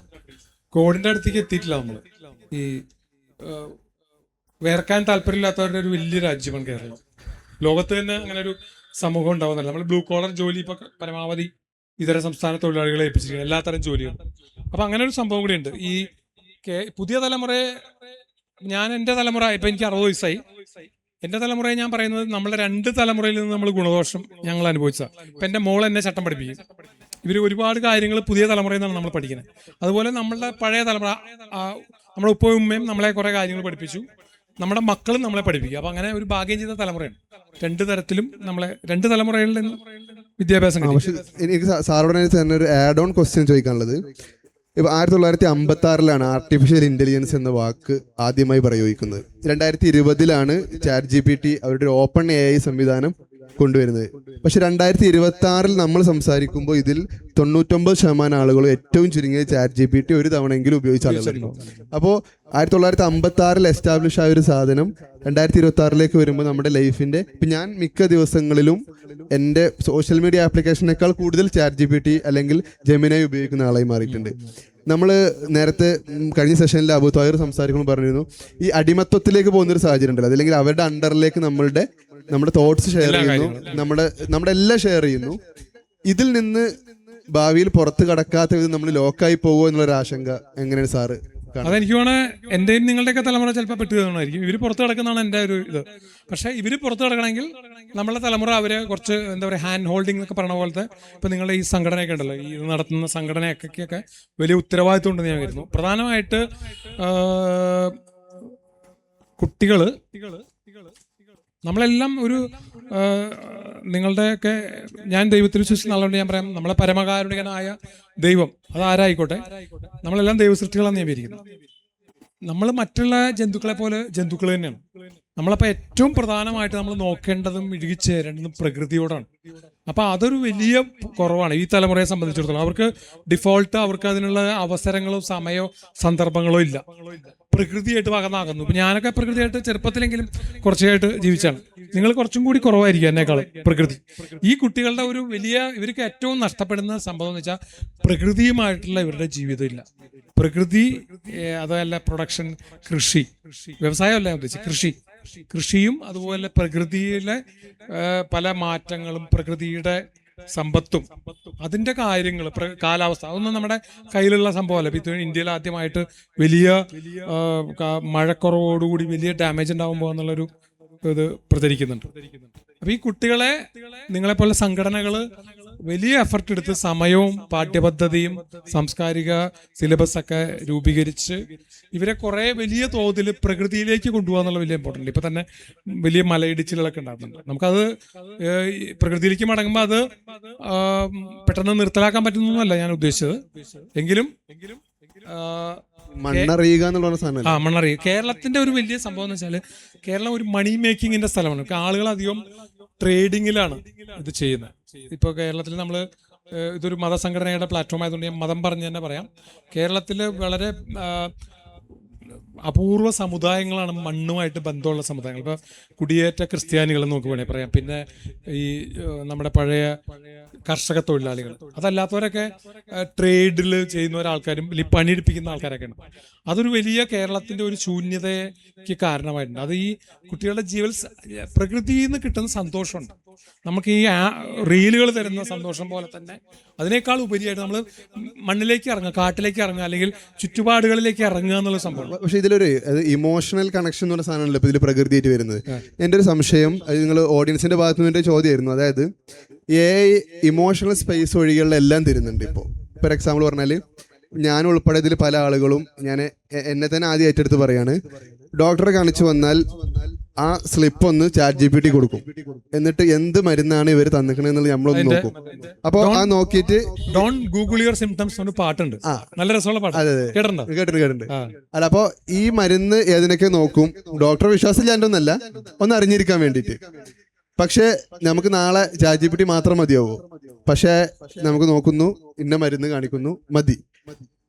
മറ്റൊരു ഘട്ടം വരുമ്പോൾ ഡോക്ടർ നമ്മുടെ രോഗിയുടെ ഒരു മാനസികാവസ്ഥ കണ്ടാൽ അല്ലെങ്കിൽ മുഖം കണ്ടാൽ, സാരല്ല, അത് ഇന്ന പ്രശ്നമാണ്, റെഡി ആയിക്കോളും. പക്ഷെ അതിന് നമ്മൾ പൈസ കൊടുക്കുന്നത്, മരുന്നിനല്ലല്ലോ. നാളെ അതും കൂടി റീപ്ലേസ് ചെയ്യോ എന്നെന്താണ് ഈ പ്രത്യേകിച്ച് ഇപ്പം നമ്മളെ മനോരോഗ പ്രശ്നങ്ങളെ കൗൺസിലിംഗ് ഒക്കെ ഭയങ്കരമായിട്ട് ഈ പ്ലാറ്റ്ഫോമുകളിൽ കൂടെ വലിയ സൊല്യൂഷൻസ് കിട്ടുമെന്ന് പറയുന്നുണ്ട്. ചികിത്സയും ഇതുപോലെ. അപ്പൊ അതൊക്കെ അതിനെതിരെ ഈ നമ്മുടെ IMA പോലുള്ള വലിയ കമ്മ്യൂണിറ്റികൾ വലിയ പ്രശ്നം ഉണ്ടാക്കുകയും ചെയ്യും, നിലനിൽപ്പിന്റെ ഭാഗമായതുകൊണ്ട്. അതുകൊണ്ട് ഇങ്ങനെ എന്താ പറയാ, നമ്മളൊരു സെക്കൻഡ് ഒപ്പീനിയൻ എടുക്കുന്ന പോലെയുള്ള ഇതെല്ലാം. എനിക്ക് തോന്നുന്നു സാറിന്റെ ഒരു തോട്ടില് അല്ലെങ്കിൽ സോഷ്യൽ സ്പേസുകൾ നമ്മുടെ ഇമോഷണൽ സ്പേസിനെ എത്രത്തോളം കവറപ്പ് ചെയ്യുമെന്നാണ് തോന്നുന്നത്. രാത്രി എൻ്റെ പെൺസുഹൃത്തുക്കളൊക്കെ പറഞ്ഞിട്ടുണ്ട്, അവർക്കൊക്കെ ഇത് ഭയങ്കര ഒരു വലിയ പ്രണയമുണ്ട്. മറ്റേ കൂട്ടുകെട്ട് ഉണ്ടാക്കാൻ പറ്റും, നമുക്ക് ഫ്രണ്ട്സിനെ ഉണ്ടാക്കിയിട്ട് യോട് മിണ്ടിക്കൊണ്ടിരിക്കാൻ പറ്റും. ഇത് മുഴുവനും ഈ എന്താ പറയാ, മനസ്സെന്ന് പറഞ്ഞൊരു ലൈബ്രറി ആണല്ലോ. അപ്പൊ അതുപോലെ ഒരു ലൈബ്രറി ആണല്ലോ ഈ എന്ന് പറഞ്ഞത്. നമ്മള് ചെറുപ്പം പോലെ ആർജിച്ച അനുഭവങ്ങളുടെ പുസ്തകങ്ങൾ അടക്കി വെച്ചേക്കുന്ന ഒരു സാധനമാണല്ലോ ഈ മനസ്സെന്ന് പറഞ്ഞാൽ, ഒരു പരിധി വരെ ദൈവത്തിന്റെ ഒരു എക്സ്ട്രാ ഇത് കൂടാതെ. അപ്പൊ ആ ഒരു ഇതിലുണ്ട്. ഈ പറഞ്ഞ പോലെ നമുക്ക് ChatGPTയോടോ അല്ലെങ്കിൽ ജെമിനിയോടോ ഗ്രോക്കിനോടോ ഒക്കെ ക്ലൗഡിനോടൊക്കെ ചങ്ങാത്തം കൂടിയിട്ട് നമുക്ക് മിണ്ടിക്കൊണ്ടിരിക്കാന്നുള്ള അവസ്ഥയുണ്ട്. ഇപ്പൊ രാത്രി ആരും കൂട്ടില്ലാത്തവർ ചെയ്യുന്നുണ്ട്. അത് വേറൊരു അപകടമാണ്. അപ്പൊ ഇമോഷണലി അല്ലാന്ന് നിങ്ങൾ പറയണത് തിരുത്തേണ്ടി വരും. അങ്ങനെയുണ്ട്, അങ്ങനെ കേട്ടിട്ടില്ലേ? എന്തോ ഒരു പേര് തന്നെ ഉണ്ടായി, ഞാനത് മറന്നുപോയി. അങ്ങനത്തെ ആ ഒരു സൗഹൃദം, ആയിട്ട് സൗഹൃദം ഉണ്ടാക്കുന്നതിനെ പറ്റി അങ്ങനെ ഒരു പേര് തന്നെ ഉണ്ടായി. അങ്ങനെ ഒരു പ്രശ്നം കൂടി ഉണ്ട്. പിന്നെ ഈ ഞാൻ നേരത്തെ പറഞ്ഞ ഈ ബ്രാഹ്മിൺസോൺ കൺട്രി എന്ന് പറഞ്ഞ വേറെ സംഭവം വെച്ചാൽ, ഇപ്പൊ കേരളത്തില് ആ അൽഫാം, ആ ആമസോൺ എന്ന അക്ഷരം പഠിപ്പിക്കേണ്ട ഒരു സ്ഥിതിയിലാണ് കേരളം. ഭയങ്കരമായ ഡിജിറ്റൽ ലൈഫും അതുപോലെ ഈ 2000 മുതൽ 2025 വരെ എന്നുള്ള ഏറ്റവും വലിയ മാറ്റം എന്ന് പറഞ്ഞാൽ ഇന്റർനെറ്റ് ആയിരിക്കും. പിന്നെ അതുപോലെ തന്നെ ഒരു വലിയ മാറ്റമാണ് നമ്മുടെ ഈ ബ്രോയിലർ ചിക്കൻ എന്ന് പറയുന്നത്, ഇറച്ചിക്കോഴിയുടെ വ്യാപനം ലോകത്തെല്ലായിടത്തും. അത് വലിയ സംഭവമാണ്. എൻ്റെയൊക്കെ കുട്ടിക്കാലത്ത് എന്ന് പറഞ്ഞാൽ നമ്മളുടെയൊക്കെ വീടുകളിൽ വളർത്തുന്ന അപൂർവം പൂവൻകോഴികളാണ്. നമ്മളതിന് ഗസ്റ്റുകൾ വരുമ്പോഴായിരിക്കും ചിലപ്പോൾ അതിനെ ഇറക്കണത്. എന്നിട്ട് കുറെ പച്ചക്കായയോ അല്ലെങ്കിൽ ഉരുളക്കിഴങ്ങൊക്കെ ഇട്ട് നീട്ടി പരത്തി വെക്കും. ഒരു 6-7 പേര് 8 പേര് മിനിമം ഒരു വീട്ടിലുണ്ടാവും. ഇപ്പോൾ മൈക്രോ ഫാമിലികൾ വന്നു. അന്നൊക്കെ എന്ന് പറഞ്ഞാൽ ഒരു പേർ ചെരുപ്പാണ് ഒരു വീട്ടിലുണ്ടാവുക, ഒരു തോർത്തായിരിക്കും എല്ലാവർക്കും, ഒരു സോപ്പായിരിക്കും എല്ലാവർക്കും കൂടി ഉണ്ടാവുക. ഞങ്ങളുടെയൊക്കെ കുട്ടിക്കാലത്ത്, നിങ്ങളെ കുറച്ച് ബെറ്ററായി. ഇവരെ കാലത്തൊക്കെ വരുമ്പോൾ ഇവർക്കൊക്കെ സെപ്പറേറ്റ് റൂമുകൾ വരെയുള്ള ഓരോ കുട്ടികളുണ്ടാവും ഇവിടെ. അങ്ങനെ റൂം അടച്ചിരിക്കുന്നു, സെപ്പറേറ്റ് ബാത്ത് ടവൽസ്. പിന്നെ അതുപോലെ ഈ പ്രോട്ടീൻ റിച്ച് ആയിട്ടുള്ള ഫുഡ്. ഇപ്പൊ ഇന്ത്യ അടുത്ത് തന്നെ ലോകകപ്പ് ഫുട്ബോൾ കളിക്കുന്നതാണ് ഞാൻ പറയുന്നത്. നമ്മുടെ പ്രോട്ടീൻ റിച്ച് ഫുഡ് വന്നു. അപ്പൊ ഇതെല്ലാം പ്രോട്ടീൻ ആയപ്പോ തന്നെ നമ്മൾ വീണ്ടും വളരെ എന്താ പറയാ, നിർജീവമായ ഒരു ലൈഫ് സ്റ്റൈലിലേക്ക് വന്നത് വലിയൊരു പ്രശ്നമാണ്. നമ്മളീ പറഞ്ഞ സോഷ്യൽ മീഡിയ ഉപയോഗത്തിനൊപ്പം തന്നെ അഡ്രസ് ചെയ്യേണ്ട അതിന്റെ ഒരു പാക്കേജ് ഇഷ്യൂ ആണത്. അതായത് നമ്മൾ നല്ല പ്രോട്ടീൻ റിച്ച് ആയിട്ടുള്ള ഫുഡ് കഴിക്കുന്നു. പണ്ട് ആൾക്കാര് ഫുൾ ടൈം പാടത്തും പറമ്പിലും ജോലി ചെയ്യുമ്പോൾ നല്ല ഭക്ഷണം കഴിക്കാൻ അവർക്ക് പറ്റിയിട്ടില്ല. ഇപ്പൊ നല്ല ഭക്ഷണം കഴിച്ചിട്ട് ഇരുന്ന് മൊബൈൽ നോക്കാം. അതൊരു വലിയ ഡേഞ്ചറാണ്. ഈ നല്ലോണം പ്രോട്ടീൻ റിച്ച് ഭക്ഷണം കഴിച്ചിട്ട് മൊബൈൽ നോക്കിക്കൊണ്ടിരിക്കുക. ചിക്കൻ എല്ലാവരും അക്രോസ് ഓൾ റിലിജൻസ്, കേരളം മുഴുവനും പ്രത്യേകിച്ച്. ഓഡിയൻസിന്റെ ഭാഗത്ത് നിന്ന് എന്തെങ്കിലുമൊക്കെ? സാർ, ഇപ്പോൾ നിലവിലിപ്പോൾ 2 തലമുറകൾ ഇങ്ങനെ കമ്പയർ ചെയ്തിട്ടുള്ള സംസാരമാണല്ലോ പോയത്. നമ്മുടെ വിഷയം ടെക്നോക്രസി കാലത്തെ ദൈക്ഷണിക ജാഗരണം എന്നായിരുന്നു. അപ്പം ഇങ്ങനെ കമ്പയർ ചെയ്യുമ്പോൾ പണ്ടുള്ളവരെക്കാൾ ദക്ഷിണാശാലികളാണ് ഇപ്പോൾ ഉള്ളവർ, അങ്ങനെ എന്തെങ്കിലുമൊക്കെ ഒരു കമ്പാരിസൺ പറ്റുമോ? അതായത് ഇപ്പം നമ്മൾ ഫോൺ ഉപയോഗിക്കുന്നതിനും മറ്റൊക്കെ കുറ്റം പറയുന്നു, ഇതൊക്കെ ഉപയോഗിച്ചിലേറെ ഒന്നുകൂടെയൊക്കെ ഒരു ബൗദ്ധിക നിലവാരം കൂടുകയല്ലേ ചെയ്യുന്നത്? അടിസ്ഥാനപരമായ ഒരു ബൗദ്ധിക നിലവാരം കൂടി എന്ന് പറയാൻ പറ്റില്ല. ബൗദ്ധിക നിലവാരം കൂടിയില്ല, നോളജ് കൂടി. നിങ്ങളുടെ ഈ നോട്ട് നിങ്ങൾ വായിച്ചിട്ടുണ്ടാവും ഞാൻ വിചാരിക്കുന്നു. അത് ഞാൻ അതിനോട് പൂർണ്ണമായിട്ട് യോജിക്കുകയാണ്. നമ്മുടെ അറിവ് കൂടി, ജ്ഞാനം കൂടിയില്ല എന്നുള്ളൊരു സാധനം അതിലൊരു പോയിന്റ് ആയിട്ട് പറഞ്ഞിട്ടുണ്ട്. അപ്പോൾ ബൗദ്ധിക നിലവാരം കൂടി എന്നുള്ളതിന് ഞാൻ യോജിക്കുന്നില്ല. ഇൻഫർമേഷൻ ഓവർലോഡാണ്. ഇൻഫർമേഷൻ അധികമായാലും ഭയങ്കര അപകടമാണ്. ആവശ്യമില്ലാത്ത ഇൻഫർമേഷൻ പല രീതിയിൽ നമ്മളെ ഇൻഫ്ലുവൻസ് ചെയ്യുകയും തെറ്റിദ്ധരിപ്പിക്കുകയും എല്ലാം ചെയ്യും. ഇത്രയധികം ഇൻഫർമേഷൻ നമുക്ക് ഒരു മനുഷ്യ ജന്തുവിന് ജീവിക്കാൻ വേണമെന്നുള്ളൊരു വലിയ ദൈവികമായ ചോദ്യമുണ്ട്. ഇത്രയധികം ഇൻഫർമേഷൻ നമ്മുടെ ജീവിതം, നമ്മുടെ ദൈക്ഷണികമായ ഒരു ജാഗ്രതയ്ക്ക് അത് ഓപ്പോസിറ്റ് ആയിരിക്കും ഉറപ്പായിട്ട്. പക്ഷെ എനിക്ക് സാറിനോട് വിമർശനം പ്രകടിപ്പിച്ചുകൊണ്ട് തന്നെ എനിക്ക് അവരോട് പറയാനുള്ള ഒരു കാര്യം, എനിക്ക് വ്യക്തിപരമായി പറയാനുള്ളത്, നിങ്ങളെ ചോദ്യത്തോട് എതിർത്തുകൊണ്ടൊരു കാര്യം പറയാനുള്ളത്, ഞാൻ ഫോൺ ഉപയോഗിക്കുന്നതിനെ കുറ്റം പറയുക എന്നൊരു വാക്കും ഈ വേദിയിൽ ഞാനോ സാറോ ഉപയോഗിച്ചിട്ടില്ല. ഒന്ന്. രണ്ടാമത്തത്, എൻ്റെ അഭിപ്രായം, നിങ്ങൾ ഫോൺ ഉപയോഗിക്കണം, പറ്റുമെങ്കിൽ ലാപ്ടോപ്പ് ഉപയോഗിക്കണം, പറ്റുമെങ്കിൽ ഒരു ഐപാഡ് ഉപയോഗിക്കണം, 1 മണിക്കൂറും കൂടി അധികം അതിൽ സ്പെൻഡ് ചെയ്യണം എന്നുള്ള അഭിപ്രായക്കാരനാണ് ഞാൻ. നമുക്ക് മുമ്പിൽ വളരെ ജെന്യൂനായ ഒരുപാട് ആയിരക്കണക്കിന് അനുഭവങ്ങൾ ഉള്ളതുകൊണ്ടാണ് പറയുന്നത്. ഒരു പക്ഷേ ഫോൺ ഉപയോഗിക്കുമ്പോൾ ഓനും ഫോണുമായിട്ട് ഒതുങ്ങിപ്പോവും. ഓൻ പുറത്തിറങ്ങി ഉണ്ടാവുന്നതിനൊക്കെ വലിയ ദുരിതം ഒരു പക്ഷെ അതായിരിക്കും. അത് ഞാൻ ഈ നേരത്തെ പ്രകൃതിയുടെ കാര്യം പറഞ്ഞ പോലെ, പ്രകൃതിയിലേക്ക് നമ്മൾ തിരിച്ച് ഈ ജനറേഷൻ പോകുക എന്നുള്ള പോലെ ഇമ്പോർട്ടൻ്റ് ആണ് സമൂഹത്തിലേക്ക് പോകുക എന്നുള്ളത്. പുറത്തേക്ക് ഇറങ്ങുക, സമൂഹം. അപ്പൊ നിങ്ങൾ തന്നെ ഇരിക്കുന്ന ഒരു സമൂഹമാണ്, നിങ്ങളെ ഈ ഒരേ ചിന്താഗതിയുള്ള ആളുകളുടെ കൂട്ടം. അത് ഇപ്പൊ നമ്മള് ക്യാമ്പസിൽ രാഷ്ട്രീയം നിരോധിച്ച പോലത്തെ ഒരുപാട് അപകടങ്ങളുണ്ട്. അപ്പൊ അത് വളരെ ഇമ്പോർട്ടൻ്റ് ആണ്. ഈ സമൂഹത്തിന്റെ സമൂഹത്തില് ദുരിതം അനുഭവിക്കുന്നവരുണ്ടാവും. എനിക്ക് സാറ് സംസാരിച്ചതിനോട് ചേർത്ത് പറയാനൊരു കാര്യം, നേരത്തെ ആ സഹോദരൻ ചോദിച്ചതുമായി ചേർത്ത് നോക്കുമ്പോൾ, സമീപകാലത്ത് നടന്ന കേരളത്തിലെയും തമിഴ്നാട്ടിലെയും ഒക്കെ നിയമസഭാ ഇലക്ഷൻ്റെ ഫലത്തിന് പിന്നാലെ വന്ന ഏത് പഠനങ്ങൾ പരിശോധിച്ചാലും റിസൾട്ടിനെയും അതില്ലെങ്കിൽ തുടർന്നുണ്ടായിട്ടുള്ള സർക്കാർ രൂപീകരിക്കുമ്പോൾ മുഖ്യമന്ത്രി തീരുമാനിക്കുന്ന തരത്തിലുൾപ്പെടെ ഏറ്റവും പ്രധാനപ്പെട്ട സാമൂഹികമായ എല്ലാ തീരുമാനങ്ങളുടെയും ബേസ് സോഷ്യൽ മീഡിയ ആയിട്ടുണ്ട്. എന്ന് പറഞ്ഞാൽ ഞാൻ വ്യക്തിപരമായി എൻഡോസ് ചെയ്യുന്നത് 1ാം സ്ഥാനം സോഷ്യൽ മീഡിയക്ക്, ബാക്കിയൊക്കെ 2ാം സ്ഥാനം എന്നുള്ള അഭിപ്രായക്കാരനാണ്. നിങ്ങൾക്ക് അതിനെ എതിർക്കാം, അനുകൂലിക്കാം. ഒരു സംശയമില്ല. ഇപ്പൊ ഈ വലിയ പത്രാധിപന്മാര് തന്നെ പറയുന്നത് ഇന്നത്തെ സോഷ്യൽ മീഡിയയാണ് നാളെ രാവിലത്തെ പത്രത്തിന്റെ ഹെഡ്ലൈൻ നിശ്ചയിക്കുന്നത്. ട്രെൻഡ് എന്താണെന്ന് നോക്കിയിട്ട് സോഷ്യൽ മീഡിയയിൽ നോക്കിയിട്ടാണ് എല്ലാ ന്യൂസും വരുന്നത്. അതിന്റെ ഒരു സംഭവമുണ്ട്. പിന്നെ ഞാൻ ഇവരുടെ ഈ ഫോൺ അധികം നമ്മൾ പരമാവധി ഉപയോഗിക്കുക, അല്ലെങ്കിൽ കുറച്ച് ഉപയോഗിക്കുക, സോഷ്യൽ മീഡിയ കുറച്ച് ഉപയോഗിക്കുക പ്രധാന പറയണം എന്നല്ല. ഇത് എൻ്റെ ഏറ്റവും വലിയ ഒരു ബേസിക് കാര്യം എന്നെ സംബന്ധിച്ചിടത്തോളം, എൻ്റെ ഒരു കേസ് എന്ന് പറഞ്ഞാൽ ഇത് ഭൂരിപക്ഷവും അമേരിക്കൻ കമ്പനികളാണെന്നുള്ളതാണ്. രാഷ്ട്രീയപരമായ സമീപനം. അമേരിക്കയിലെ എന്താ പറയാ, ഇപ്പൊ തന്നെ ഇറാനിൽ ചെയ്യുന്ന അനീതി നമുക്ക് മനസ്സിലാക്കാം. ഇസ്രായേലിന്റെ ഒപ്പം ചേർന്നിട്ട് അമേരിക്ക വർഷങ്ങളായിട്ട് വിയറ്റ്നാമിൽ ചെയ്തതും ലോക രാജ്യങ്ങൾ പല രാജ്യങ്ങളിൽ ചെയ്ത വലിയ വലിയ ക്രൂരതകൾ, അങ്ങനെയുള്ള സ്ഥലത്തു നിന്ന് വരുന്ന ഒരു 3-4 കോർപ്പറേഷനാണ് ഇത് ഭരിക്കുന്നത്. ഈ സോഷ്യൽ മീഡിയ ടെക് ജയൻസ് എന്ന് പറയുന്ന, ഇപ്പൊ ഇയാളൊരു ഫ്രണ്ട്മാൻ ആണെന്നാണ് ഞാൻ വിശ്വസിക്കുന്നത്. ഒരുപാട് പേര് അങ്ങനെ വിശ്വസിക്കുന്നുണ്ട്. ഈ ട്രംപ് എന്ന് പറയുന്നത്, ട്രംപിന്റെ പുറകിലുള്ള കുത്തക മുതലാളിത്ത താല്പര്യങ്ങളുണ്ട്, വലതുപക്ഷ രാഷ്ട്രീയത്തിന്റെ താല്പര്യങ്ങൾ. അപ്പൊ ഇതുപോലെ നമ്മൾ ഈ കുട്ടികളിൽ നിന്ന് ആരെങ്കിലുമൊക്കെ എന്താ പറയാ, ബിൽഗേറ്റ്സും പുതിയ സോഫ്റ്റ്വെയറുകൾ ഉടലെടുക്കട്ടെ, നമ്മള് ഒരു വിപ്ലവം ഉണ്ടാക്കുക എന്നുള്ളതാണ് ചെയ്യുന്നത്. ടെക്നോക്രസി ആണെങ്കിൽ അത് നമ്മുടെ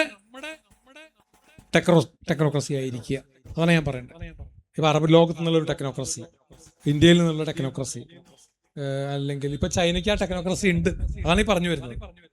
അമേരിക്കയുടെ ടെക്നോക്രസി ഇന്ത്യക്കാരൻ തൊണ്ട തൊടാതെ വിഴുങ്ങേണ്ട കാര്യമില്ല. നമ്മളൊരു ടെക്നോക്രസി ഉണ്ടാക്കും. ഇപ്പൊ നമ്മളെ ടെക്നോക്രസി അല്ല. എനിക്ക് സാർ ഒന്നുകൂടി ക്ലാരിറ്റി വരുത്തിയാൽ എനിക്ക് തോന്നുന്നൊരു കാര്യം, നിങ്ങൾ ഈ കുത്തക മുതലാളിത്ത വലതുപക്ഷ സമീപനം എന്നൊക്കെ പറഞ്ഞിരുന്നത് നമുക്ക് ഇൻസ്റ്റഗ്രാം എടുക്കുക, 2 റീല് കാണുക, ലൈക്ക് എടുക്കുക, വിടുക എന്നൊരു 2 തരം ജനറേഷന്റെ ടേസ്റ്റ് അതിലുണ്ട്. കാരണം ഈ പറയുന്ന ഒരു ആശങ്കകളും ഇല്ലാതെ വളരെ ലളിതമായി 399 രൂപയുടെ റീചാർജ് ചെയ്ത് ഇൻസ്റ്റാഗ്രാം ഉപയോഗിച്ച് വൈകുന്നേരം കടന്നുറങ്ങുന്ന ആളെ സംബന്ധിച്ച് ഈ പറയുന്ന കോർപ്പറേറ്റ് താല്പര്യങ്ങൾ ഒരിക്കലും അഡ്വൈസബിൾ അല്ല. അതിനെ എനിക്ക് സപ്പോർട്ട് ചെയ്യാൻ പറ്റില്ല. അത് എന്റെ തലമുറയെ വലിയ റിഗ്രറ്റോട് കൂടി ഞാൻ ആശങ്കപ്പെടുകയും എന്നാൽ ഇവിടെ ഒരു തരത്തിലുള്ള ആദ്യം അതിൽ പ്രകടിപ്പിക്കുന്നുമില്ല. ഇപ്പം ചോദിക്കുന്നത് ഇവരെ കുറച്ചുകൂടി പൊളിറ്റിക്കലൈസ് ആക്കാൻ കൂടി ഇടപെടൽ വേണ്ടത്. ഞാൻ പറയാം, സമൂഹം പ്രകൃതി എന്ന് പറയുമ്പോൾ തന്നെ അതിൽ വന്നു. സമൂഹത്തിന്റെ കാര്യങ്ങൾക്ക് ഇറങ്ങാൻ രാഷ്ട്രീയം എന്നുള്ള വാക്ക് തന്നെ സമൂഹമാണ്. ശരിക്കും സമൂഹത്തിന്റെ കാര്യങ്ങൾക്ക് നമ്മൾ ഇറങ്ങിയാൽ തന്നെ രാഷ്ട്രീയമായി. അത് സോഷ്യൽ മീഡിയയിലല്ല അതിന്റെ രാഷ്ട്രീയം കിടക്കുന്നത്. അത് ആ സോഷ്യൽ മീഡിയ എന്ന് പറയുന്നത് സൊസൈറ്റി ഒരളവ് വരെ വരുന്നു എന്നല്ലാതെ ഈ അമേരിക്കൻ താല്പര്യങ്ങൾക്ക് എതിരെയുള്ള ചെറിയൊരു സംഭവം പോലും അവർ ചെറിയ ഭരണാധികാരികളെ പോലും മാറ്റുന്നു എന്നുള്ള സംഭവമുണ്ട് ലോകത്തെല്ലായിടത്തും. ഇപ്പൊ ഇന്ത്യൻ സബ് കോണ്ടിനെന്റിലെ 3-4 ഭരണാധികാരികൾ അവർ മാറ്റിക്കഴിഞ്ഞു. മറ്റേ നേപ്പാളില്, ബംഗ്ലാദേശില്, ശ്രീലങ്കയില്, പാകിസ്ഥാനിലെ ഒരുപാട് ഭരണാധികാരികളെ ഇവര് കൊന്നു എന്ന് തന്നെ വേണമെങ്കിൽ പറയാൻ പറ്റും. ഈ ഒരു ആംഗ്ലോ സാക്സൺ മാഫിയ. അപ്പൊ അതിന്റെ ഒരു സംഭവം നമ്മൾ അഡ്രസ് ചെയ്യണം ശരിക്കും. അപ്പൊ നമ്മളെ ഉണ്ടാക്കാൻ കഴിയണം. അപ്പൊ ഈ നിങ്ങൾ വലിയ എഡ്യൂക്കേഷൻ ഇൻസ്റ്റിറ്റ്യൂഷൻസ് ഒക്കെ ഉള്ള ഗ്രൂപ്പാണെന്ന് എനിക്കറിയാം. അപ്പൊ ഈ ടെക്നോക്രാറ്റുകളെയും കൂടി ഉണ്ടാക്കി വരണം. നിങ്ങൾ കണ്ണൂരിൽ നിന്നും മലപ്പുറത്തു നിന്നൊക്കെ വലിയ ടെക്നോക്രാറ്റുകൾ ഉണ്ടായി വരണം. ഈ ലോകത്ത് ഇപ്പൊ ഉണ്ടായി വരണം. വരട്ടെ എന്നുള്ള നമ്മൾ വെറുതെ ആശംസിച്ച് പോകുമല്ല. അതിന്റെ ആക്ഷൻ ഇപ്പൊ നമ്മൾ നോക്കിക്കഴിഞ്ഞാൽ ലോകത്തെ ഈ ടെക്നോളജി കമ്പനികളെ പറ്റി നിങ്ങളൊന്ന് പഠിച്ചു നോക്കി കഴിയുമ്പോൾ അതിനറിയാൻ പറ്റും. ആപ്പിള്, മൈക്രോസോഫ്റ്റ്, അതുപോലെ ഗൂഗിൾ ഉൾപ്പെട്ട ആൽഫാബെറ്റ് എന്ന് പറഞ്ഞ കമ്പനി, മെറ്റ തന്നെയാണ് ഈ വാട്സപ്പും ഫേസ്ബുക്കും ഇൻസ്റ്റാഗ്രാമും ഒറ്റ കമ്പനിയുടെ ഈ അറിയാലോ. പിന്നെ അതുപോലെ ടിക്ടോക്ക്, സാം ആൾട്ട്മാന്റെ ഓപ്പൺ എഐ, എലോൺ മസ്ക്, അതുപോലെ നെറ്റ്ഫ്ലിക്സ്, പേപ്പാൽ. ഇതിലൊന്നും നമുക്കൊരു ചോദ്യം ചോദിക്കാൻ നിൽക്കുന്നത്, നിങ്ങളൊന്ന് സൗണ്ട് ഉണ്ടാക്കായിരുന്നില്ലേ? 2 ചോദ്യങ്ങളോ ചിന്തകളാണ് ഉള്ളത്. ഒന്ന്, എന്തുകൊണ്ട് സോഷ്യൽ മീഡിയയിൽ നിന്നുള്ള ഹാപ്പിനെസ് ഞങ്ങൾക്ക് അബ്സോർബ് ചെയ്തുകൂടാ? പ്രകൃതിയിൽ നിന്ന് പ്രകൃതി ഭംഗി സംഭവങ്ങളൊക്കെ, അത് ഓൾഡർ ജനറേഷന് അങ്ങനെയുള്ള ഒരു ഭംഗി അല്ലെങ്കിൽ അങ്ങനെ ഒരു രസം, ഒരു സന്തോഷം ലഭിക്കുമ്പോൾ തന്നെ ഞങ്ങൾക്ക് എന്തുകൊണ്ട് ജെൻസിയുടെ ഭാഗത്ത് നിന്ന് ചോദിക്കുകയാണെങ്കിൽ എന്തുകൊണ്ട് ലൈക്കുകളിൽ നിന്നും കമൻറ്റുകളിൽ നിന്നും അല്ലെങ്കിൽ അത്തരത്തിലുള്ള റീലുകളിൽ നിന്നൊക്കെ സന്തോഷം എന്തുകൊണ്ട് എടുത്തുകൂടാന്നുള്ളൊരു ക്വസ്റ്റ്യൻ. അതേ സമയത്ത് നിങ്ങൾ പറയുന്നുണ്ട് ഒരാൾ ഒരു റൂമിൽ അയാളും ഫോണുമായി മാത്രം സമൂഹത്തിന് പ്രശ്നങ്ങളൊന്നും ഇല്ലാതെ നിൽക്കുകയാണെങ്കിൽ അതാണ് നല്ലതെന്ന് പറയുന്നുണ്ട്. അതിപ്പോൾ 2 വശങ്ങൾ വരുന്നുണ്ട്. അതാണ് ഒന്നാമത്തെ ക്വസ്റ്റ്യൻ. രണ്ടാമത്തെ അല്ല, നമുക്ക് ഒന്നാമത്തെ സംസാരിച്ച് കഴിഞ്ഞിട്ട് പോയ പോരെ. എനിക്ക് വ്യക്തിപരമായി പറയാനുള്ള ഒരു കാര്യം, കഴിഞ്ഞ ഒരാഴ്ചയിൽ ഏറ്റവും പ്രധാനപ്പെട്ട കേരളത്തിലെ വാർത്തകളിലൊന്നും മറ്റേ കോറോ ഹെൽത്ത് എന്ന് പറയുന്ന അമേരിക്കൻ ഉടമസ്ഥയിലുള്ള ഒരു മെഡിക്കൽ കമ്പനി 800ഓളം തൊഴിലാളികളെ അവർ ഒരു ദിവസം രാവിലെ ഓഫീസിൽ വരുമ്പോൾ പറയുന്നു എല്ലാവരും ID കാർഡ് തിരിച്ചേൽപ്പിക്കണം, നിങ്ങളുടെ ജോലി ഇന്നത്തോടെ അവസാനിക്കുമെന്ന് പറയുന്നു.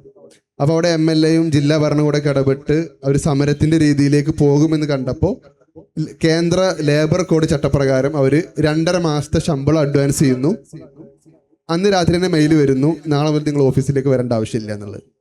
പൊതുവെ വെൽ ഡ്രസ്ഡായി പ്രൊഫഷണൽ ഫീൽഡിൽ ജോലി ചെയ്യുന്ന ID കാർഡൊക്കെ ഇട്ട് സമൂഹത്തിന്റെ പ്രശ്നങ്ങൾ താരതമ്യേന അഡ്രസ് ചെയ്യപ്പെടാതെ ഒരു അപ്പൊളിറ്റിക്കലായി പോയിരുന്ന ഒരു സൊസൈറ്റി പിറ്റേ ദിവസം നിർബന്ധിതമായ സാഹചര്യത്തിൽ സമരത്തിലേക്ക് ഇറങ്ങേണ്ടി വരുന്നു. അവരോട് പാട്ടുപാടി സമരം ചെയ്യുന്നു, പ്ലക്കാർഡ് ഉയർത്തി സമരം ചെയ്യുന്നു. അപ്പൊ അവർക്കൂടെ വോയിസ് വന്നു. അപ്പോൾ അമേരിക്കയിൽ നിന്നുള്ള അവരുടെ പ്രതിനിധികൾ ജില്ലാ ഭരണകൂടവുമായും സംസ്ഥാന സർക്കാരിന്റെ തൊഴിൽ വകുപ്പ് മന്ത്രിയായും സംസാരിക്കാൻ വേണ്ടി വരുന്നു. അവർ ചർച്ച ചെയ്യുന്നു. ഞാൻ നേരത്തെ സൂചിപ്പിച്ചിരുന്നു ഇവരെ സംസാരിച്ചപ്പോൾ സൊസൈറ്റിയിലെ പ്രശ്നങ്ങൾ അഡ്രസ്സ് ചെയ്യാൻ സോഷ്യൽ മീഡിയ നല്ല ഓപ്ഷൻ തന്നെയാണ്. നിങ്ങളത് ഉപയോഗപ്പെടുത്തണം. ഞാനും എൻ്റെ എക്കോസിസ്റ്റവും എൻ്റെ മുറിയും മാത്രമായി ചുരുങ്ങി പോകുന്നതിൽ അപകടം ഞാൻ നേരത്തെ സൂചിപ്പിച്ചിട്ടുണ്ടായിരുന്നു. പിന്നെ എനിക്ക് ഒന്നാം ചോദ്യത്തിൽ ആദ്യത്തെ ഭാഗം എനിക്ക് ഫീൽ ചെയ്യുന്നത് വ്യക്തിപരമായി, നമ്മൾ സൊസൈറ്റിയിൽ കൂടുതലായി ഇറങ്ങി, ഈ പറയുന്ന പ്രകൃതിയാണെങ്കിലും അതിലെ സമൂഹത്തിന്റെ ഏതെങ്കിലും ഘടകങ്ങൾ നമ്മൾ ഇറങ്ങി, ഫോർ എക്സാമ്പിൾ ഫുട്ബോൾ കളിക്കുക, അതെ, നമ്മൾ അതിലേക്ക് രസം പിടിച്ചാൽ അതിന്റെ രസം നമുക്ക് അനുഭവിക്കാൻ പറ്റും. ഞാൻ കാണുന്ന ഒരു അപകടം വ്യക്തിപരമായി പറഞ്ഞാൽ, ഞാനൊരു 7ാം ക്ലാസ്സിന് ശേഷം പുറത്ത് പോയി പഠിച്ച് ഒരു ഡിഗ്രി കഴിഞ്ഞിട്ടാണ് പിന്നെ നാട്ടിലേക്ക് വരുന്നത്. അപ്പോൾ ഞാൻ മതസ്ഥാപനത്തിൽ പഠിച്ച് ബിരുദം പൂർത്തിയാക്കിയ ആളാണ്. അപ്പോൾ സ്വാഭാവികമായും ഞാൻ നാട്ടിലുള്ള സുഹൃത്തുക്കളുമായി അകന്ന് നിൽക്കുന്ന ആളാണ്. നാട്ടിൽ ഫുട്ബോൾ കളിക്കാൻ പോകുന്നില്ല, കുളത്തിൽ കുളിക്കാൻ പോകുന്നില്ല, എനിക്ക് ഈ പറയുന്ന, ഞാൻ സാറോട് എതിർത്തുകൊണ്ട് തന്നെ പറയേണ്ടി വരും, എനിക്ക് ഈ പറയുന്ന പ്രകൃതി ഭംഗിയുടെ സൗന്ദര്യമൊന്നും എനിക്ക് ആസ്വദിക്കാൻ പറ്റുന്നില്ല. പക്ഷേ ഞാൻ ഇപ്പൊ നാട്ടിൽ സ്ഥിരമായി ഞാൻ നിർബന്ധമായും വൈകുന്നേരങ്ങളിൽ പുറത്തു പോകുന്നു, ഒന്ന് മീൻ പിടിക്കാൻ പോകുന്നു, അതല്ലെങ്കിൽ വൈകിട്ടൊന്ന് ചായ കുടിക്കാൻ വേണ്ടി ഒന്ന് പാടത്തു കൂടി പറമ്പത്തു കൂടി പോകുമ്പോൾ ഇതിൽ നിന്ന് വിട്ടു നിന്നാൽ കിട്ടുന്നതിന്റെ സുഖം എന്താണെന്നുള്ളത് നമുക്ക് കൃത്യമായി അനുഭവിക്കാൻ പറ്റുന്നു. മോന് അത് എക്സ്പീരിയൻസ് ചെയ്തിട്ടില്ല, പറ്റില്ല. അതിനു മുമ്പ് തന്നെ മറ്റൊരു ലൂപ്പിലേക്ക് കയറിപ്പോയി എന്നുള്ളത്. ഈ സംഘടന, ഇതൊക്കെ നടത്തുന്ന സംഘടനകള് പ്രകൃതിയുമായുള്ള ക്യാമ്പുകൾ പോലത്തെ സംഭവങ്ങൾ, അല്ലെങ്കിൽ സമൂഹമായിട്ട് ഇപ്പൊ ഫുട്ബോൾ കളിക്കുക. പക്ഷെ ഞാൻ ചോദിക്കുന്നത് അതിന് കുറ്റമായി കാണാൻ പറ്റില്ലല്ലോ. കാരണം എന്താ വെച്ചാൽ കാരണം അത് ആ സാഹചര്യം തിരിച്ചറിഞ്ഞില്ലേ? അതെ ഉറപ്പായും. കാരണം ഞാൻ മനസ്സിലാക്കുന്നത് ആ സാഹചര്യം രൂപപ്പെട്ട് വരുന്നത് തന്നെ ഞാൻ 60 വയസ്സിലാണ് തിരിച്ചറിഞ്ഞത്.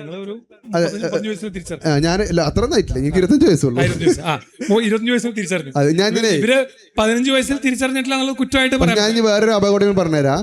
എന്റെ വീട്ടിൽ, അതായത് എന്റെ ഉമ്മയുടെ വീട്ടിൽ 2 വയസ്സായ കുട്ടിയുണ്ട്. ആ കുട്ടി കാത്തു എന്ന് പറഞ്ഞ കാർട്ടൂൺ കാണാതെ ഭക്ഷണം കഴിക്കൂല.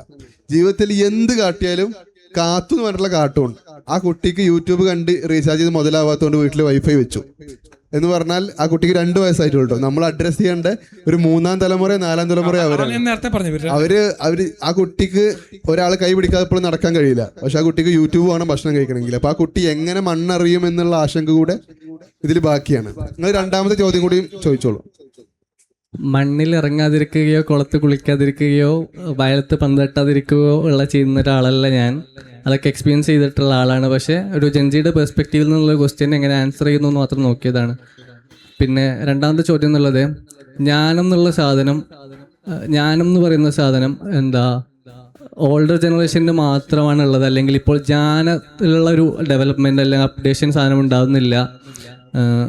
ഇപ്പം വിവരങ്ങളുടെ ആധിക്യം മാത്രമാണ് ഉണ്ടാവുന്നത് എന്ന് എങ്ങനെയാണ് പറയുന്നത്? അത് ആ പറയുന്നതിന്റെ അടിസ്ഥാനം എന്താണ്? സാറ് സംസാരിക്കുമ്പോൾ പറഞ്ഞിട്ടുണ്ടായിരുന്നല്ലോ, അതായത് വിവരങ്ങൾ ഷെയർ ചെയ്യപ്പെടുന്നുണ്ട്, പക്ഷെ ഒരു ഇൻഹൗസ് ഡാറ്റ അല്ലെങ്കിൽ ജ്ഞാനം എത്രത്തോളം. നിങ്ങളുടെ ഈ നോട്ടിനോട് തന്നെ യോജിച്ചാണ് ഞാൻ ഈ പരിപാടിയുടെ ഒരു നോട്ട് കണ്ടിട്ടുണ്ടെങ്കിൽ അറിയാൻ പറ്റും. അതിലൊരു ഞാൻ ഒറ്റ കാര്യം ആഡ് ചെയ്യുന്നത്, എനിക്ക് വ്യക്തിപരമായി പെട്ടെന്ന് വന്നൊരു ഓർമ്മ ഞാൻ പറയാം. ഇപ്പൊ ഒരു 10ാം ക്ലാസ് പഠിക്കുന്ന വിദ്യാർത്ഥി അയാളുടെ എല്ലാ അസൈൻമെന്റ്സും ChatGPT ഉപയോഗപ്പെടുത്തി ചെയ്യുന്നു. പക്ഷേ ഫൈനൽ ഇയർ എക്സാമിന് അറ്റൻഡ് ചെയ്യാൻ നോക്കുമ്പോൾ ഒരു പക്ഷേ ChatGPT തന്ന അസൈൻമെന്റ് അത്ര പെർഫോമൻസ് ആ പരീക്ഷ പേപ്പറിൽ ഉണ്ടായിക്കൊള്ളുന്നില്ല. കാരണം താരതമ്യേന അധ്വാനം കുറവിലും സമയം കുറവിലും അസൈൻമെന്റ് വീട്ടിൽ നിന്ന് ചെയ്താൽ മതി, അവിടെ പോയി പ്രസന്റ് ചെയ്യാനുള്ള എല്ലാ ഹെൽപ്പും ChatGPT കിട്ടി. പക്ഷേ എക്സാം ഹാളിൽ പോയി പ്രസന്റ് ചെയ്യുന്ന സമയത്ത് ഒരു പക്ഷേ, ഞാൻ പറഞ്ഞത് ഞാൻ ജനറലൈസ് ചെയ്യല്ല, ഒരു പക്ഷേ ChatGPT വഴി അസൈൻമെന്റിൽ കിട്ടിയിരുന്ന ആ പെർഫോമൻസ് അവനക്ക് അവിടെ എഴുതുമ്പോൾ കിട്ടൂല. കാരണം നേരത്തെ സ്വന്തമായി അസൈൻമെന്റ് എഴുതുമ്പോൾ ഏറെക്കൂടെ അവൻ അധ്വാനിച്ച് എഴുതേണ്ടി വരുന്ന സാധനം വെൽ റിട്ടൺ ഫോർമാറ്റിൽ ChatGPT തരുമ്പോൾ അസൈൻമെന്റ് പ്രസന്റ് ചെയ്യാൻ പറ്റും. പക്ഷെ എക്സാം ഹാളിലേക്ക് വരുമ്പോൾ ഈ ഡാറ്റ വെച്ചിട്ട് എക്സാം എഴുതുന്നത് എത്രത്തോളം എളുപ്പമാണോ എന്നൊരു സംശയം എനിക്ക് മനസ്സിൽ തോന്നി. ഇതിപ്പോ ലോകത്തെ 3 അഡ്വാൻസ് രാജ്യങ്ങൾ, ഓസ്ട്രേലിയ, UK, UAE, ഈ 3 സ്ഥലങ്ങളും കുട്ടികളുടെ സോഷ്യൽ മീഡിയ വലിയ തോതിൽ റെസ്ട്രിക്ട് ചെയ്ത് കഴിഞ്ഞു, പലയിടത്തും ബാൻ ചെയ്ത് കഴിഞ്ഞു. ഇത് വലിയ റിസർച്ചിൽ കൂടെ കണ്ടുപിടിച്ച സംഭവങ്ങളാണ്. അതായത് ബ്രെയിൻ റോട്ട് എന്ന വാക്ക് വരെ നമ്മൾ പുതുതായി വന്നത്. നമ്മുടെ ഹ്യൂമൻ ബ്രെയിൻ ഇതിന് പക്വമായിട്ടുള്ള സംഭവം അല്ല. അതാണ് അതിന്റെ ശാസ്ത്രീയമായ സംഭവം. ഈ ഇൻഫർമേഷൻ ഓവറോടുകൊണ്ട് നമ്മൾ ജീവിതത്തിലെ ഇപ്പൊ ഭൗതിക നിലവാരം പറയാൻ പറ്റില്ല എന്ന് പറഞ്ഞാൽ അത് തന്നെയാണ്. നമ്മളുടെ എംപിരിക്കൽ ലൈഫിൽ, നമ്മുടെ പ്രായോഗിക ജീവിതത്തിൽ ഇത് എന്ത് ചെയ്യാൻ പോകണം എന്നുള്ളത് നമ്മൾ ഈ ഒരു ജനറേഷനെ നമ്മൾ ആദ്യമായിട്ടാണ് കാണുന്നത്. അതായത് വളരെ കുട്ടിക്കാലത്ത് തന്നെ ഈ ഇതൊക്കെ ഇൻവോൾവ്ഡ് ആയി നിൽക്കുന്ന എന്താ സോഷ്യൽ മീഡിയയിൽ ഇൻവോൾവ്ഡ് ആയിട്ടുള്ള കുട്ടികൾ. ഇപ്പൊ നിങ്ങൾ പറഞ്ഞാൽ കുറച്ചും കൂടി മതപഠനത്തിലൊക്കെ പോയി എന്ന് പറഞ്ഞില്ലേ, ഇതാ മതപഠനത്തിലൊക്കെ പോയിട്ടുണ്ടെങ്കിൽ തന്നെ വളരെ ചെറുപ്പത്തിൽ തന്നെ അവരുടെ ജീവിതത്തിൽ പ്രഡോമിനന്റ് ആയിട്ട് നിൽക്കുന്ന ആ ഒരു സംഭവം ടെക്നോളജിയാണ്. ടെക്നോക്രസി എന്ന് പറയുന്നത് നമ്മളെക്കാളൊക്കെ അധികമായിട്ട് അതിൻ്റെ ഉള്ളിലായിരിക്കുന്ന അവരാണ്.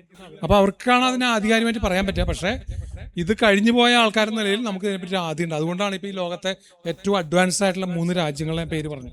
അവിടെ സോഷ്യൽ മീഡിയ ബാൻ ചെയ്തിട്ടുണ്ടായിരുന്നു. അപ്പൊ അവിടുത്തെ കുട്ടികളെ എന്താ പറയാ, അവര് ഞങ്ങളുടെ സന്തോഷമല്ല ഇത് എന്ന് പറയാൻ പറ്റില്ല. കാരണം ഇത് ഒരുപാട് ശാസ്ത്രീയ ഡേറ്റയുടെ പുറത്തുള്ള സംഭവമാണ്. കാരണം നമ്മൾ ജീവിക്കുന്നത് ഇതുകൊണ്ടല്ല. ഇതൊരു എന്താ പറയാ, അതിന്റെ വളരെ ചെറിയൊരു തലത്തിൽ മാത്രം പോകുന്ന ഒരു സംഭവമാണ്. പക്ഷെ എനിക്ക് ഞാനിപ്പോൾ കഴിഞ്ഞ ദിവസം ഒരു ജേണൽ വായിക്കുകയുണ്ടായി. ഈ അമേരിക്കൻ അക്കാഡമിക്സ് ഓഫ് പീഡിയാട്രിക്സും അതുപോലെ തന്നെ ChatGPTയുടെ ഒരു വേർഷനും, അത് ChatGPT അതോറിറ്റീസും കൂടി നടത്തിയൊരു ചർച്ചയിൽ അവർ പറയുന്ന ഒരു വേർഷൻ ഉണ്ട്. അമേരിക്കയിൽ ജനിക്കുന്ന 1/3 കുട്ടികളും ചെറിയ പ്രായത്തിൽ തന്നെ ഓർമ്മശക്തിയുമായി ബന്ധപ്പെട്ട ആശങ്കകൾ റിപ്പോർട്ട് ചെയ്യപ്പെടുന്നുണ്ട് എന്നുള്ളത്. അതിനെ തുടർന്നാണ് അവരിത് ബാൻ ചെയ്യേണ്ട സാഹചര്യം വരുന്നത്. അപ്പം പ്രധാനപ്പെട്ട കാരണം എന്താ വെച്ച് കഴിഞ്ഞാൽ, ഇപ്പൊ നിങ്ങൾക്കറിയാം, ഇപ്പൊ ഞാൻ ഉൾപ്പെടെ അമിതമായി സോഷ്യൽ മീഡിയ അല്ലെങ്കിൽ മൊബൈലിനെ ആശ്രയിക്കുമ്പോൾ ഉണ്ടാകുന്ന ഒരു പ്രശ്നം എന്ന് പറയുന്നത് വളരെ ചെറിയ കാര്യം പോലും വളരെ പെട്ടെന്ന് മറക്കേണ്ടി വരുന്നു. അപ്പൊ ഞാൻ കഴിഞ്ഞ ദിവസം ഒരാളുടെ അനുഭവം പറഞ്ഞു. ഹോളിൽ നിന്ന് എണീറ്റ് അടുക്കളയിലേക്ക് പോകുമ്പോഴേക്ക് എന്തിനാണ് വന്നിരുന്നത് എന്നുള്ളത് വളരെ പെട്ടെന്ന് ചിലപ്പോൾ മറന്നു പോകുന്ന സാഹചര്യം. അതല്ലെങ്കിൽ ഒരാൾ ഫോൺ ചെയ്ത് നമ്മളോട് ഒരു വിഷയം പറയുന്നു, ആ കോൾ കട്ടാക്കി കഴിഞ്ഞാൽ അയാൾ വിളിച്ചിട്ട് എന്താ പറഞ്ഞെന്നുള്ളത് രണ്ടാമത് ആലോചിക്കേണ്ടി വരുന്നത് ഈ ബ്രെയിൻ റൂട്ടിനെ ബാധിക്കുന്ന ഒരു പ്രശ്നമാണെന്ന് ഫീൽ ചെയ്തിട്ടുണ്ട്. ഇപ്പൊ ഈ പറഞ്ഞ 4-3 അഡ്വാൻസ് രാജ്യങ്ങളുടെ ഒരു സ്റ്റാൻഡേർഡാണ് കേരളത്തിന്. അപ്പൊ ഇന്ത്യയിൽ മൊത്തം സോഷ്യൽ മീഡിയ കുട്ടികളുടെ ഇടയിൽ റെസ്ട്രിക്ട് ചെയ്തില്ലെങ്കിലും കേരളത്തിൽ അത് ചെയ്യേണ്ടി വരുന്ന എനിക്ക് തോന്നുന്നു സമീപ ഭാവിയിൽ. ഉറപ്പായിട്ടും അത് ചർച്ചയിൽ വരും. കാരണം അത്രയും ഒരു ജീവിതത്തിന്റെ വലിയ സന്തോഷം അതാണെന്ന് വിചാരിക്കുക എന്ന് പറഞ്ഞാൽ വലിയ ഒരു ഞെട്ടലുണ്ടാക്കുന്ന സംഭവമാണ്. കാരണം അത് ഭയങ്കര അഡിക്റ്റീവാണ്. എന്ത് സംഭവം അഡിക്ഷൻ ആയി കഴിഞ്ഞാലും അത് അപകടമാണ്. നമുക്ക് 10 മിനിറ്റ് സമയം കൂടി ഉണ്ട്. അപ്പോൾ ആരെങ്കിലും എന്തെങ്കിലും സംസാരിക്കാനുണ്ടെങ്കിൽ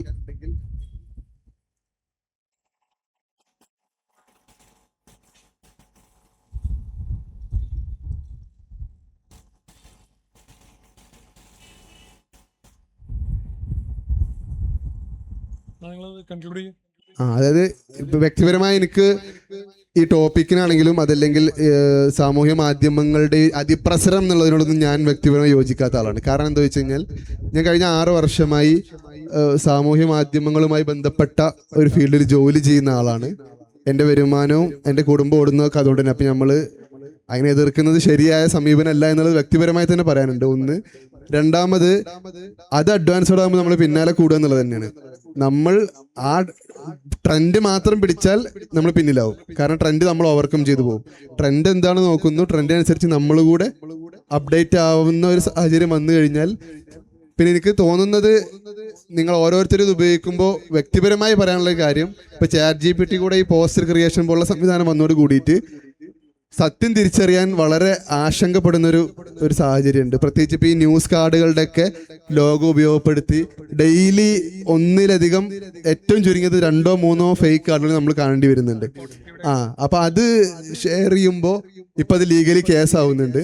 അപ്പൊ ക്രോസ് ചെക്ക് ചെയ്യാതെ കണ്ടന്റ് ഷെയർ ചെയ്യാതിരിക്കുക എന്നുള്ളൊരു ഒറ്റ പോയിന്റ് പറഞ്ഞിട്ട് ഞാൻ അവസാനിപ്പിക്കുന്നു.